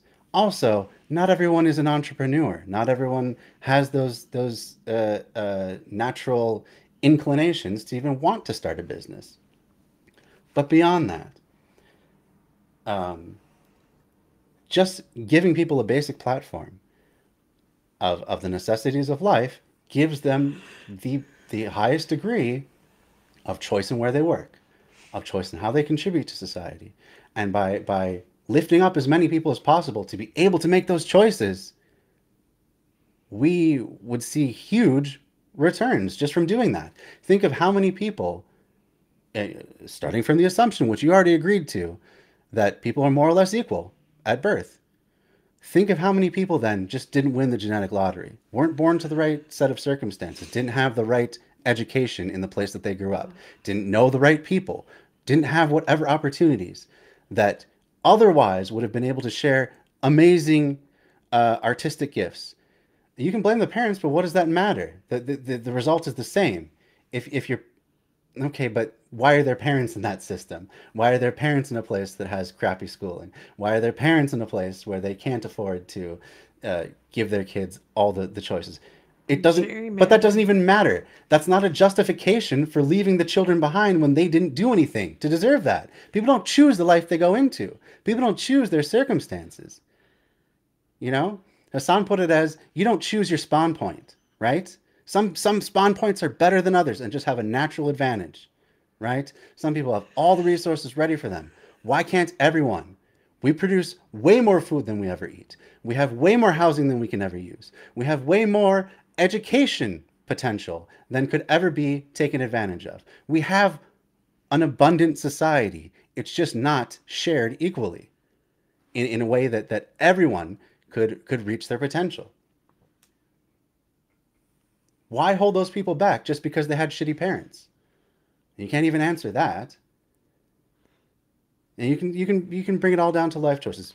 Fine, fine. Let's pretend that it's all due to just, every day that parent goes out and they could try and get a job, but instead they smoke meth. Okay, and they end up on the street, and they end up getting their ruining their entire life, getting kicked out of their apartment, and their kids end up on the street. Why hold their children back?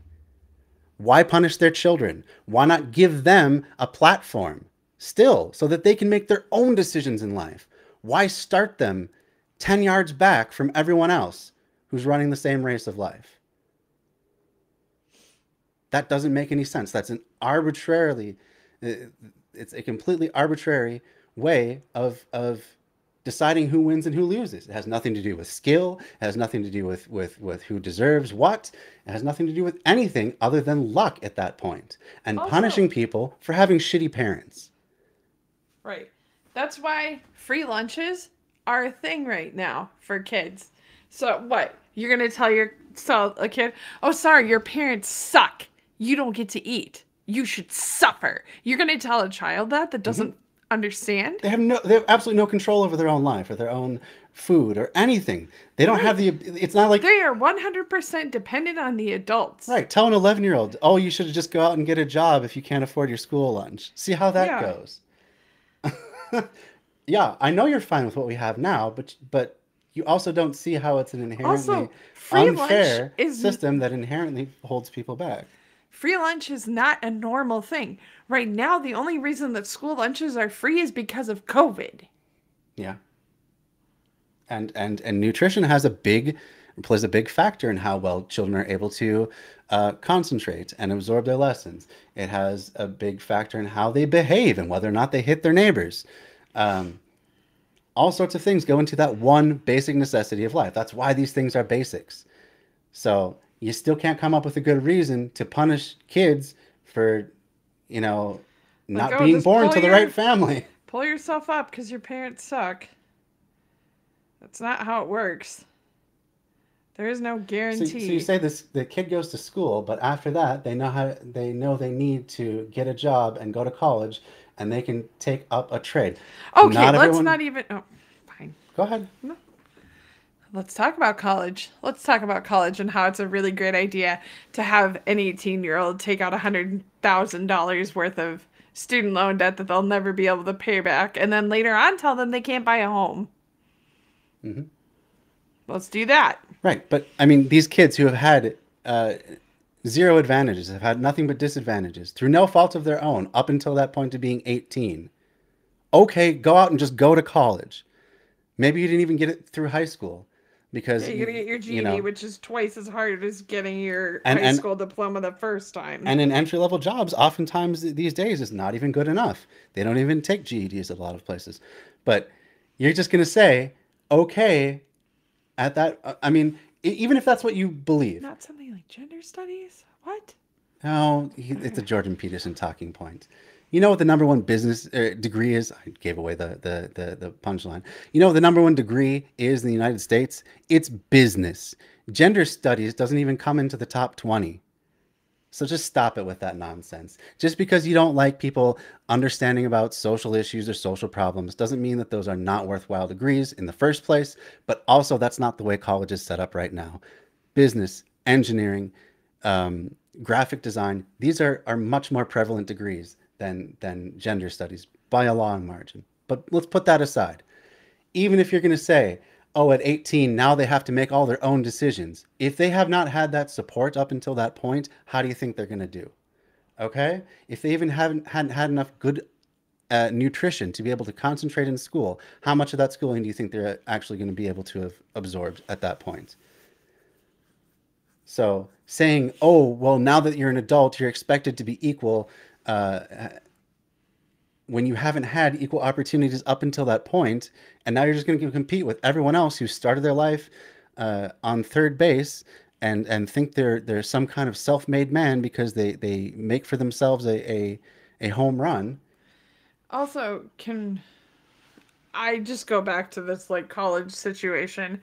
So, I left my parents' house at 18, was asked to go. Okay? So it's like, I'm going to go to college. I had to wait a full year to go to college because I had to put distance between myself and my parents before they would give me money to go to school. Because my parents would not co-sign for me to go to college. Yeah. And studies have shown if you do not go to college right after high school, I realize I'm an outlier to this statistic, you are far less likely to go. Mm-hmm. So, but also, a lot of student loans you end up needing a cosigner on, and if you don't have anyone to cosign, you don't end up getting it. So that door is kind of shut to a lot of people again for nothing. I had to wait a full year to go just because I had to put distance between myself and my parents to prove that I was no longer dependent upon them. Mm-hmm. And you want to bring up AOC.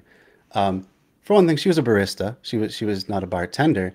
She owned part of a bar. She was a part owner in a bar. So she used her ownership status to be able to run for Congress, which is the case in this country. You basically either have to be a business owner or wealthy from some reason, maybe you have a wealthy family or whatever, to be able to run for office, especially at the higher levels.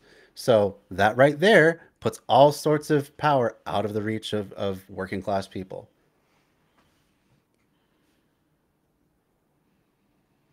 Okay, you're just spaghetti walling again. Okay, so we've pivoted now to saying that we blame it all on white privilege. When have you heard me use the word white privilege? That's all we talk about. You're coming up with bullshit arguments just to see what sticks, and I all right, that's enough for now. Let's move on in the video. Let's find out more about what socialism is. Position of wealth is no longer the driving force in our lives. We work to better ourselves and the rest of humanity. Now, communist society should be distinguished from the Western concept of a communist state, the latter being a socialist state ruled by a communist party. For example, the Union of Soviet Socialist Republics, the USSR or the Soviet Union, was ruled by the Communist Party, but the Communist Party didn't say, oh, the USSR is communist. Right. Even the USSR, one of the great exemplars that especially conservatives always like to throw up about how communism sucks, never achieved true communism. They never got to a stateless, classless, moneyless society. What they achieved was partial socialism through state means.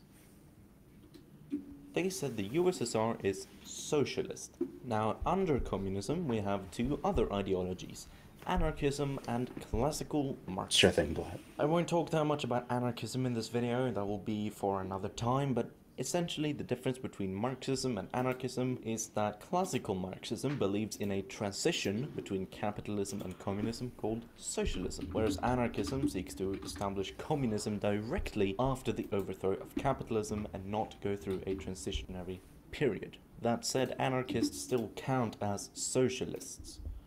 Classical Marxism splits even further into orthodox Marxism and revisionist Marxism. Orthodox Marxism... Why is it not pausing? There we go. Does that distinction make sense? Anarchists want basically the same thing as communists. They want a stateless, classless, moneyless society. But they think we can skip right over the state socialist part of it straight into having that society. That's a big distinction. It's not the only distinction. There are other distinctions that I would throw on aside from that. What's that? Directionless? Yeah, okay. No. Good. Which one? One prior to that. The virus is man-made. Very clever name. Thanks for the follow. I hope you learned something. I would throw on more distinctions between anarchism and communism, and one of those would be the direction of control. Now, if you look at State and Revolution, the way that Lenin had conceived of things theoretically, now we're setting aside how things actually went at this point, but how he had wanted his society to be set up was very similar to how an anarchist society might be set up. You have representatives at the very local level, like say a village level or a neighborhood level, that are elected directly by the people of that neighborhood or village or whatever. Those people then go to represent the neighborhood at the city level or the region level if we're talking about a rural area. And then from there, those people, representatives from those areas are selected to go up to the national level. Okay? The main difference between that and potentially a complex anarchist system would be voluntary association. So in the communist conception of things, you couldn't just choose whether or not you were going to associate with the other villages around you. You were more or less forced to be in the same political system. The idea being that if you could just pick and choose to associate politically, then you might not associate just so that you can have some sort of advantage over everyone else, not have to pay into things, not have to agree to trade deals or whatever it may be. So in an anarchist way of doing that, it might be the same sort of thing. You could still have those same levels of representative democracy. It's just that each one would have to choose to associate, to confederate with all of the above systems. So your neighborhood isn't inherently a part of the same political system as the rest of the city. You have to freely decide as a neighborhood to politically associate with the city level, and so on and so forth, up the various degrees. So there's another distinction that one might make.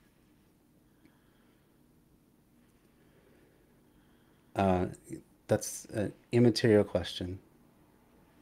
Let's stick to the things we're talking about again. I keep having to redirect you. I know you like to go off in all these different directions, but let's stay focused. Thanks for following the Divine Lie. So anyway, so there's that. So voluntary association is pretty core to a lot of anarchist principles. And there's some other ones too. There's other ways of conceiving of anarchism that aren't just about the way that these sort of systems are structured. It's more like, you could say like the way that Peter Kropotkin envisioned things. He called himself an anarchist or anarcho-communist. That after a power has been toppled, people would naturally set up systems to trade with one another the resources that each of them needed. And that fulfilling the revolution, or the revolution didn't stop when you overthrew the power. The revolution was fulfilling the promises. So getting that platform that we talked about so that everyone has the freedom to associate, directly just giving each business to the workers, getting rid of the former owners as sole owners. And he thought that systems would just kind of naturally arise to organize themselves, to, you know, trade with one another and make sure that everyone had everything that everyone needed. And that even in his time, his book, The Conquest of Bread, was an allusion to the idea that even then we overproduced so much food that there was not this need for artificial scarcity, so that some people controlled the production of bread and others had to make do with less, and that sort of thing. So he didn't even see necessarily any sort of state in that role.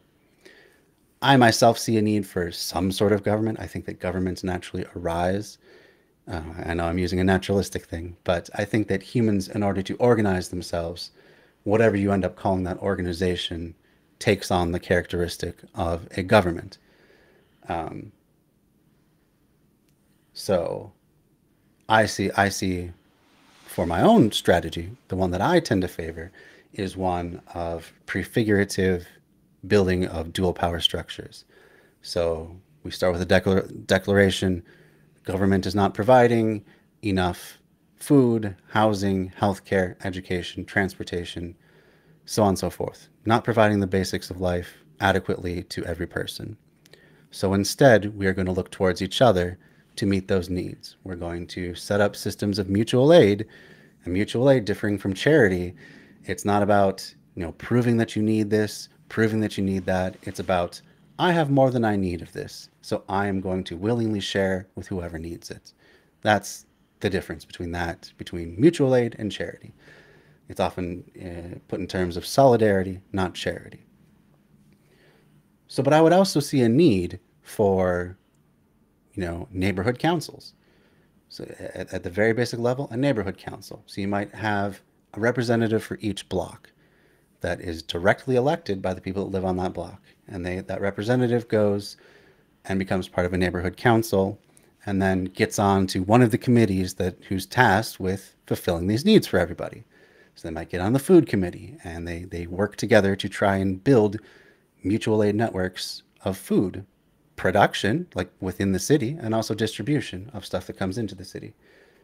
Just giving everyone as much food as they need without checking to see if you're really the deserving poor or any of all that sort of thing.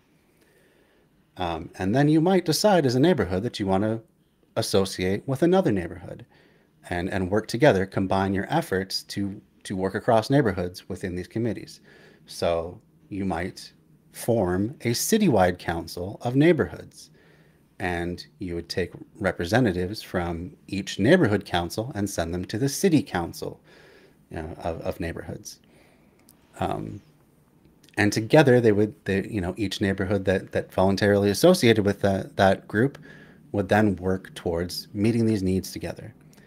And the idea would be that we would use the current relative stability of the capitalist system to set up these networks for if and when that system went down for whatever reason. And the reason that I favor that sort of thing is that because, for one thing, we're meeting the needs of the revolution right now as much as we possibly can. So we're not waiting for someone to sweep in and tell us how we need to reorganize things. We're not waiting for some great leader to march us to victory. We're taking what we have right now and trying to do the best we can to meet those needs. And for another thing, we then, as much people as possible would have practice in government from that point forward. So if the current order was ever to crumble, everyone would still have an idea of how things could still function in whatever comes after, right? So those are the two reasons that I favor that sort of a system. But I think that still would fall mostly under the anarchist wing. So yeah, charity is demoralizing too, because it's like, you don't really deserve this, but we're going to give it to you anyway because we're good people and you're not. There's that implied judgment in charity. It's Thanks for the follow, societal Redbone. pat. Yeah. But it's also 9 o'clock, so I gotta bounce.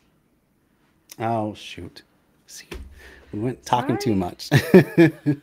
All right, we're gonna wrap up the video because I do want to get through it.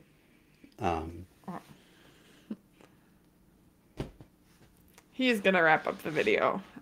I have to work Yeah. tomorrow. Thank you so much for joining us, though, Amanda. Everyone say thank you. Also, don't tie him up too long, because like I legit need to go to bed. Yeah, I'm gonna try my best to not get too much more sidetracked and kind of wrap things up in the next few minutes. Peace, guys. Thank you. Don't forget your headphones. No, I thought I'd just walk away with them on. Well, it looked like you were about to, so I didn't want you to be like and like trip over them, and that would be embarrassing. I'm just thinking of your embarrassment. And avoid I don't get embarrassed. I feel nothing. Oh my God. Bye. Goodbye. Oh, that's really nice. Blatt said the answers and clarity tonight have been dope as hell. Thanks, Amanda. Oh. That's really sweet. And I totally agree. You've been a big help in helping to He uses elucidate these ideas. the big fancy smart words, and I dumb it down for everybody.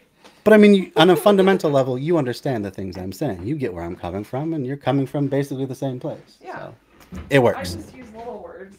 And that's fine.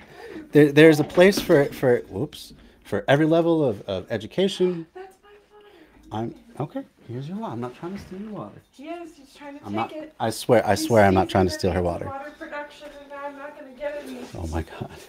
Fucking capitalist. Anyway, let's try to finish out this video. That's mine.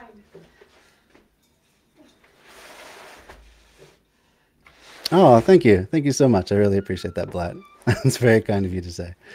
I try my best, and these are ideas I'm developing too. You know, as I learn more about anarchism and theory, as I go through all the books and stuff that we do on Wednesday nights, I've learned quite a bit, and it's helped me to refine my ideas more. And I think more than anything, more than being able to, you know, tell off a rightoid or have a good defense if Ben Shapiro shows up at your campus or something. More than that, what theory does is it helps you kind of connect some dots that have probably been forming in your head anyway. You know, if you're inclined towards leftism, you probably already kind of feel that people are more or less equal, so it's stupid that they're not, you know, and that we should have a better system, a more just system, a system that empowers more people. But you might not have ideas like I didn't even know about the concept of prefiguration. I had an idea of what it was, but until I heard Anarch, who's a really great YouTuber that you all should check out, but until I heard Anarch talk about prefiguration and the idea that it's using the resources we have available now and the relative stability that capitalism does provide us to set up systems that can provide for us now and in the future. Until I had come across that concept, I just kind of had it as a loose collection of ideas in my head. But what going through the theory did for me, and what it continues to do for me, is just kind of connect those dots in a way that organizes things in a more sensical way. Even just seeing a chart like what's on the screen right now can help organize your mind and start you thinking towards what makes most sense for you. Anyway, let's keep on in the video. Marxism is essentially a I did continuation promise of Amanda. classical Marxism, but was developed after the death of Karl Marx. Karl Make Marx, that a little bigger so obviously you can see founder of the classical words better. Marxism, left a lot of his work unfinished, and so orthodox Marxists I don't know. sort of I don't picked know, up the skeptic. torch when Marx died and continued his work and continued expanding his theories. Revisionist Marxism, on the other hand, is an umbrella term for no, forms can't do of that. Marxism that have changed one or more fundamental parts of Marxism. Social democracy is a form of revisionist Marxism that has changed Marxism so much that it is no longer socialistic, but rather a friendly version of capitalism. This is the ideology mainly followed by Scandinavia and some other European countries like France, for example. There's also Hello, Divine democratic Line. Good to have socialism, you. which is the term so vague that it could actually be either orthodox and communist, revisionist and communist, or revisionist and not communist. The definition of democratic... So yeah, so as I see it, democratic socialism is more or less that catch-all phrase. I think it could even include anarchist ideas too. There's no reason that things like mutual aid or voluntary association couldn't be part of democratic socialism. It's basically just the other side of the spectrum from social democracy. But even people that call themselves democratic socialists like AOC and Bernie Sanders, well, they may be that in their heart. That's certainly not the way they govern, and that's certainly not the policies that they put forward. The policies they put forward are more in line with a social democracy, which is, again, still better than what we got, at least in America, but not nearly as far as I would like to go. Socialism is an ideology which seeks to establish a society with a socialist mode of production alongside a democratic system, as opposed to the Soviet or Workers' Council system of Marxism-Leninism, which democratic socialists generally deem undemocratic. Now, some people will claim that democratic socialism... Now, again, I'm no expert on council communism, but from what I understand, it includes having votes for not just people, but industries as well. It's saying, you know, you have a worker-owned enterprise, they get a vote at the national stage as well as you know, just representatives of the people at whole. I can see how people would say that's not exactly democratic. That they could perhaps say that that's giving business an outsized influence, and I might even agree with them. But I don't know enough about council communism to necessarily make that sort of a statement with 100% certainty. Means socialists who want to establish socialism through democracy. You're curious about Anarch? Let me pull them up real quick. Let's find that prefiguration video.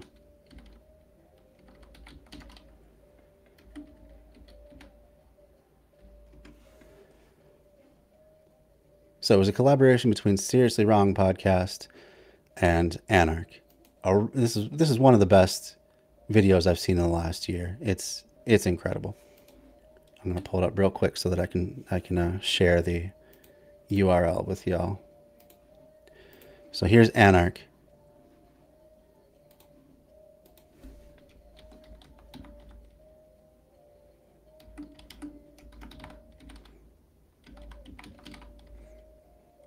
Oh boy, spelled that atrociously.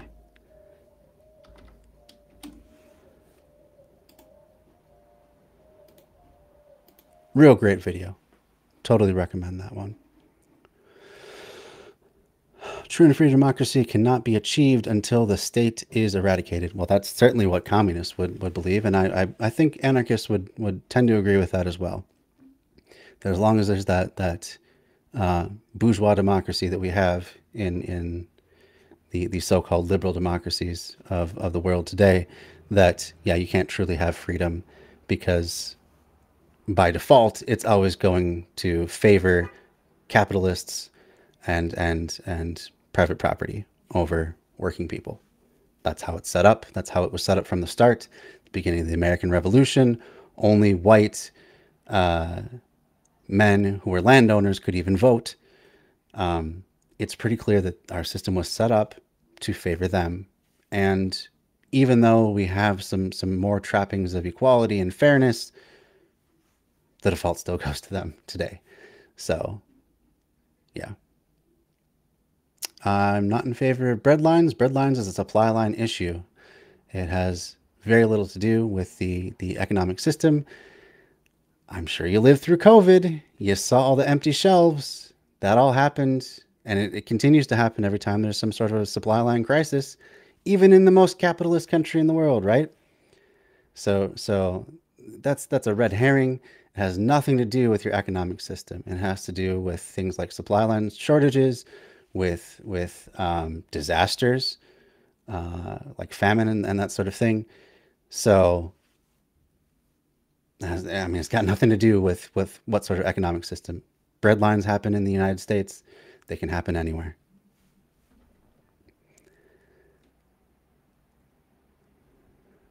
No, we're not. We're not going to get into any sort of pandemic talk. We're going to finish this video.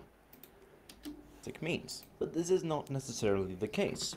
Yes, there are democratic socialists who aim to achieve their goals through elections, but there can also be revolutionary democratic socialists who reject participating in elections under capitalism because capitalist elections are undemocratic in their eyes. And they seek to establish real democracy alongside socialism through revolutionary means. Right. Also note that democratic socialism is not the same as social democracy. Social Very democracy is pro-capitalism, whereas democratic socialism is anti-capitalism. Basically, social democracy tries to even the inherent unevenness of capitalism through things like taxation and spending, through social programs, just through basic redistribution of wealth, that sort of thing. So it says, oh, we recognize there are inherently people that get left behind in capitalism, so we're going to intervene to make sure that those people at least have, you know, the basics that they need to have a good life. And I would agree that that's better than where we're at right now in the U.S., but we can do better. You know, come on. At least in theory. There are some democratic socialist parties which are pretty much social democratic in theory, but just call themselves something else. Moving on. Under orthodox Marxism, we have even more tendencies like... That's true to a degree, Nightmare. People like the DSA, Democratic Socialists of America, and other social democrats, even people that call themselves social democrats, do tend to criticize capitalism.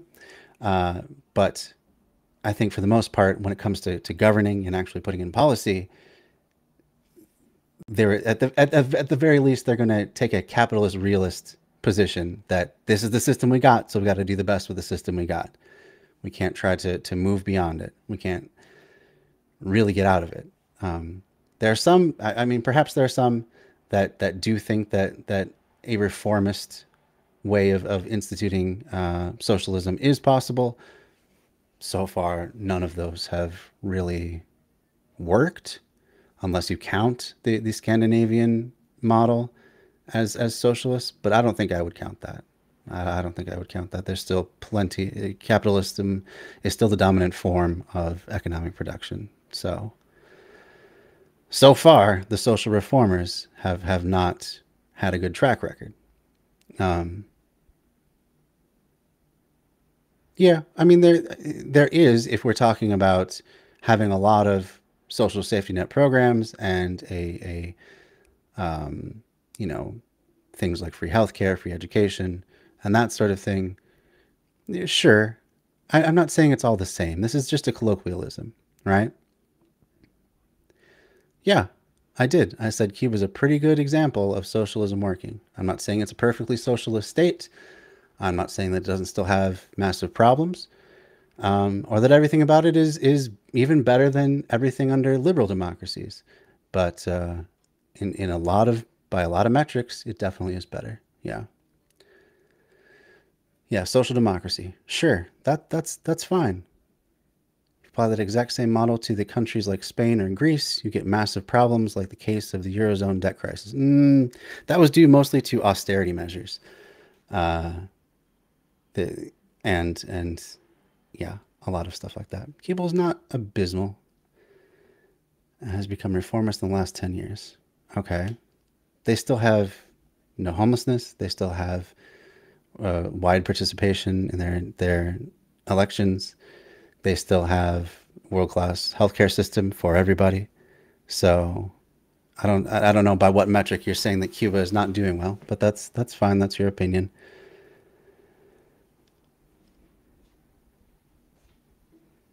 Yeah, austerity made the debt crisis worse. So, yeah, and not helping out people when they need it the most makes things worse. Go figure. And that's true as well, Blatt. Cuba has existed from its beginning under crippling sanctions. It's hard to even. I mean, it's hard to even call it a true case study because it's been so manipulated by mostly the US. But whatever, that's fine. We're going to continue on with the video.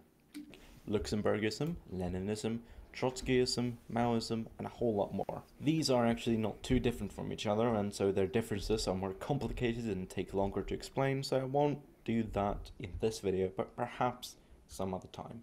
Now then, let's recap. Socialism and capitalism are two different things. Socialism is anti-capitalistic, capitalism is anti-socialistic. All communists are socialists. We can quickly address that one there, Tread. Everyone who came from Cuba said they hated socialism. Wonder what kind of people came from Cuba by and large. It couldn't have been the former landowners, the former capitalists that were doing really well under the capitalist system and didn't like things when they were made to be more equal with their fellow citizens. That's so bizarre. Why would capitalists not like when socialism comes to town? Huh. That's weird. US is right wing because it is capitalist. So yeah. If you believe that people are inherently different and deserve their station in life because of inherent characteristics, then you're on the right. And that has to be the case for capitalism. Otherwise, you couldn't justify all the sorts of hierarchies that it depends on. US is capitalist. I'm sorry to inform you. It definitely is capitalist. That is the dominant form. Capitalism is the private ownership of the means of production. That's it. Socialism is the common ownership of the means of production, either indirectly through a government, or what I would prefer, directly as a, say, democratic cooperative. Having a welfare state doesn't mean that you're not capitalist. Plenty of capitalist nations have a welfare state.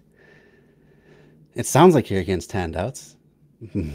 Okay, so you're definitely not arguing for more people to have more of a say in their own lives and more freedom, but okay.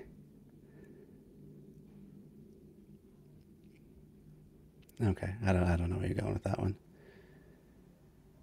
No, I don't think there's another useful definition of capitalism than the private means of production. You could say markets, but the markets are not unique to capitalism. You could say profits. Profits are not unique to capitalism. It's the private ownership of the means of production, not owned by a lord or a monarch, not owned by a slave master, but owned by a business owner. And and that business owner's relationship to their workers. That's what makes you capitalist. Okay. You can say that, Dredd, but that's demonstrably not true. If you're grown, you don't necessarily have all the same opportunities afforded to you as everyone else. And that's what I want, an equality of opportunity. And that can't happen unless we all have the same platform that we're starting from, which means providing the basics to every person.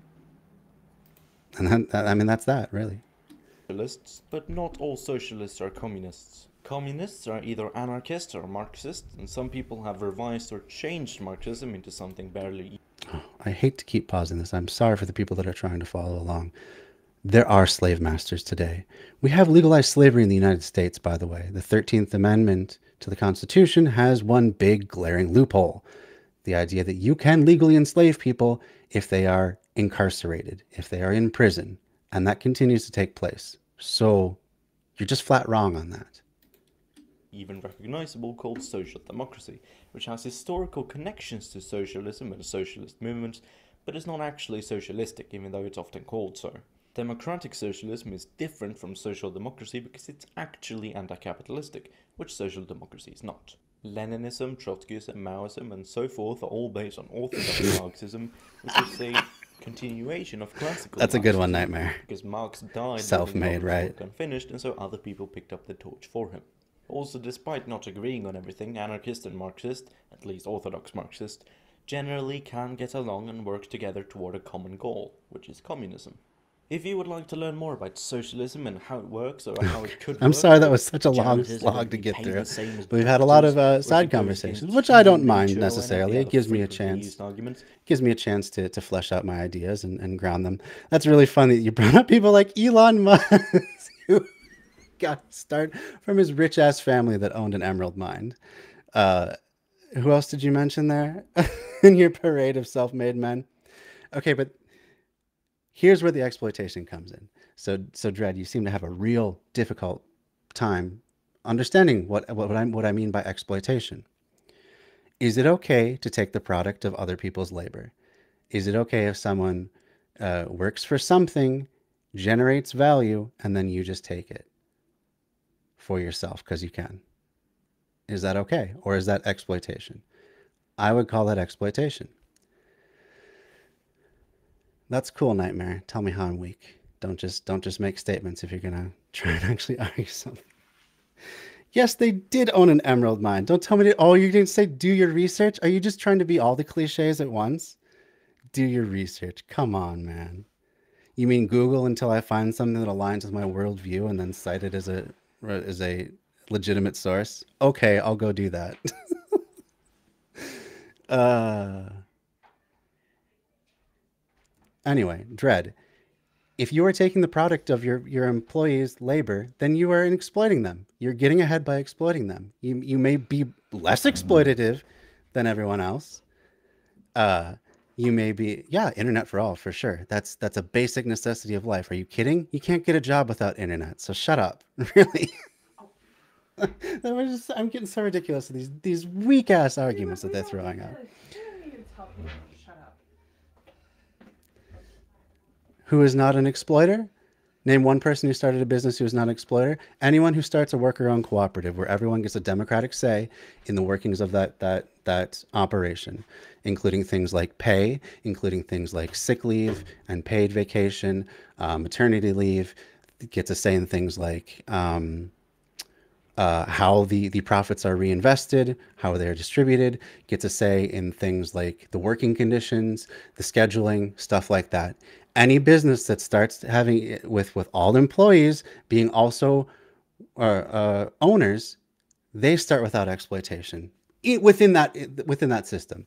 Now, I will say that you could have a work. Yeah, I know. Going to be done soon. You could have a worker-owned cooperative that say is a cafe, and you may still rely on the exploitation of the people that grow the coffee. So, I mean, I gave you an example of how exploitation is real, but okay. How is it not exploitation to take the product of someone else's labor, to have them do work, but you get the benefit from it? How is that not exploitation? I'm not understanding what your definition is. Anyway, so yeah, you can organize a worker-owned cooperative, and then at least for internally as that company works, that's not exploitative. Everyone gets a democratic say. That's it. So if you decide that you all should be paid the same, that's fine. If you decide that certain jobs deserve more compensation, that's fine too. But at least you get a say. You get some democracy, some agency, some freedom in your life. And that's what we're looking for. That's the entire purpose of providing the basics of life to every single person, so that they all can have choice, so they all can have democratic say in their world, in all realms of their life, and as much freedom and agency as possible. Oh, God. I don't care what Destiny did with Vosh. That's cool. You can go suck up to Destiny all you like. I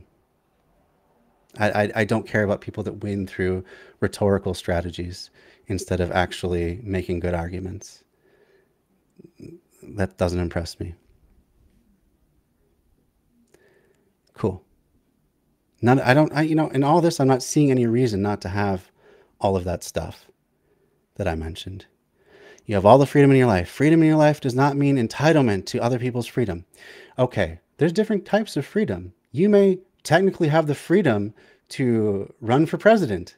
That doesn't mean you have the ability to run for president. There's freedoms that come from having ability, and there's freedoms that come from not having any legal obstacles. So the kind of freedom that I'm interested in is the freedom that gives you ability to actually do those things, not just not have legal impediments. I don't care what's shocking. I gotta go. He's in trouble, guys. No, I said equality of opportunity from the beginning. If everyone has the basics of life, they have a platform to stand on and have the equality of opportunity to do whatever they want with their life. I mean, that's a statement there, Nightmare, but that's not an argument. There's nothing of substance behind saying Marxists don't believe that 2 + 2 equals 5. Unless you can point to where I'm doing that. Sorry, no, don't do that. I'm wrapping up. Well, I really do have to go. I've had a nice time talking with you all. I had a nice time with this video. I'll pop it in the chat one more time, just in case you weren't able to get through Go to Socialism. all of it because of the constant sidebars and stuff. So there's one more time. There you go.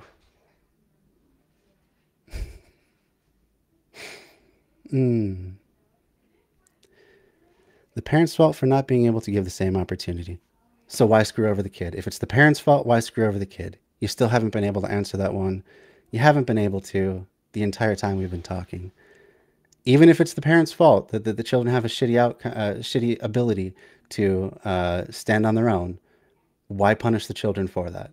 They didn't choose that. Why punish them for it? Why not give them that equal platform so they have an equality of opportunity?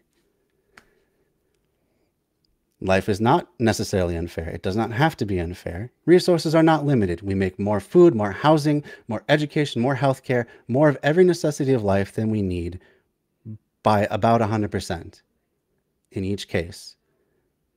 It is capitalism that puts in our brains the illusion of scarcity, the illusion that only certain people can get ahead, and the illusion that we all can't have an equal shake and an equal chance to be whatever we want to be, you know, to at least have a choice of how we put our labor day in and day out, where to put it towards, what to do.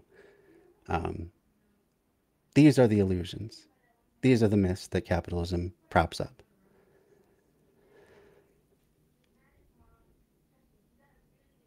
Nope, you don't need to have massive surpluses in capitalism. That's just not true. Most of the surpluses from capitalism came from technological advancements, none of which is inherent to capitalism. In fact, a lot of the things like patents hold back research and hold back technological process. Yes, I did say shitty in a censored nation. I know, it's incredible. So technological progress can happen. In fact, it would happen more if we were empowering more people to participate in the ways they want. You're going to find more people that want to invent all sorts of things if they now have the ability to, if they're not, you know, shackled to a low-wage job that they may never be able to get out of. That's just the way of things. There's tons and tons of squandered talent under capitalism for the benefit of the very few. And it doesn't have to be that way. We can all be a lot better off. We can all at least have a chance to choose what we do with our lives. We have all the resources in order to do it. It's just a question of how we choose to distribute them. Nope. There's no such thing as the way naturally things go. There's no natural progression of this or that or the other thing. There's no end state of economy. There's no end state of political form. It all depends on what we make of things based on the circumstances that we have. We can choose all sorts of forms. It doesn't have to be this one. It's just not the case.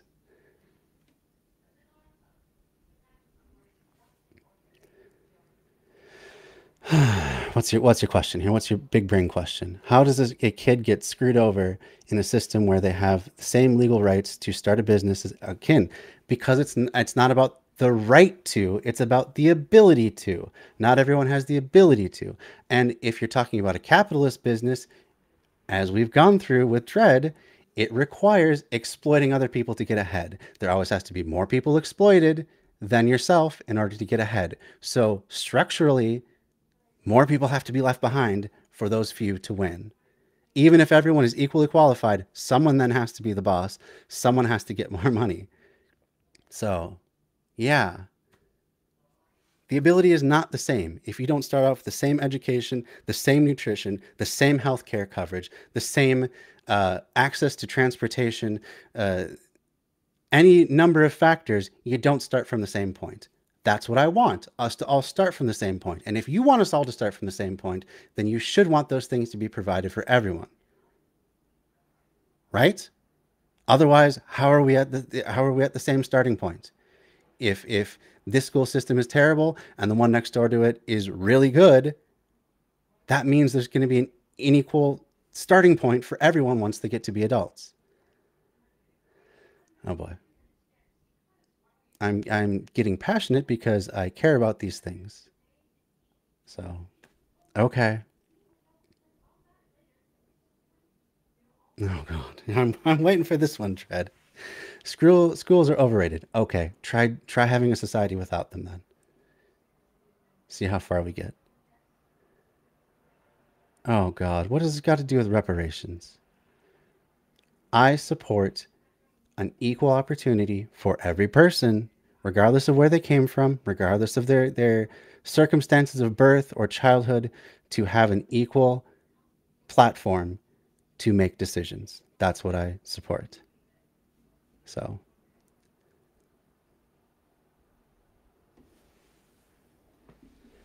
we did have schools. What do you mean we didn't have schools to the World War I era?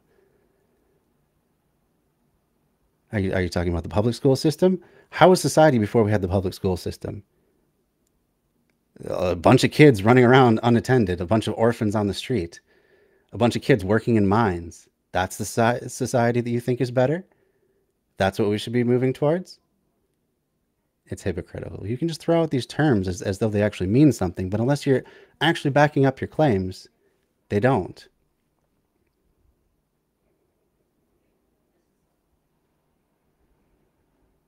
Reparations is a totally side conversation. It has nothing to do with the things I'm talking about. It has nothing to do with what political system I support.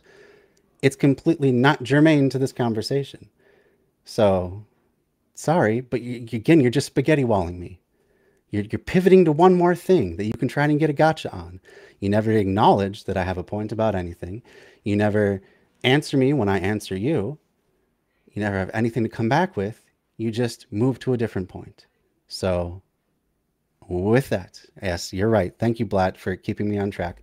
Time to hand it off to someone else.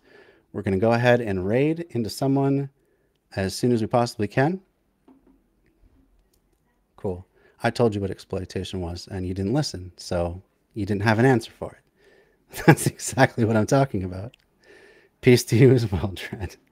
I hope you actually think about some of the things we've talked about tonight, and not just run back to your preferred sources. Who we got on tonight? Who are we gonna raid into? We got quite a few people in chat right now, which I do appreciate. And if you like what you're seeing, consider becoming a patron. Go to patreon.com/bread_theory. We got a $5 a month level, and that's it. Because, that's all I think I need right now. Thank you very much to my current patrons, John T. and Mike E. I really appreciate your early support, and I hope to keep things going like this, because I like doing this stuff, and I like to be able to do it more. But it's going to be difficult for me to do much more of this, or on a much more regular basis, without extra economic support. Just some capitalist realism for you. I don't have that platform provided to me, unfortunately. Who we got tonight? We have Lost Sue. That I rated him recently. Anyone in particular that we should raid?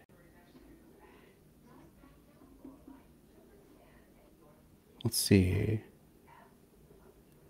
Oh boy, Actual Jake is doing a John Doyle video. I think I'm going to introduce you to Actual Jake. I don't think anyone covers John Doyle better than Actual Jake. So if you're looking for more cool leftists to follow on Twitch, here's a good link for that. You're welcome, John. So happy to have you here. I am exploited. So is every working class person. That's the way of capitalism. I'm sorry you don't like that answer, or you don't like to acknowledge that, but that's it. You're taking the labor value of other people just because you can. I don't know how you could have a different definition of exploitation than that. I'm not exploited. So even though my labor value is taken, oh, cope. Oh, you've learned an internet term. That must make me wrong. Y'all are hilarious. Come up with some better arguments for next time. So there's actual Jake. We're going to raid into him right now.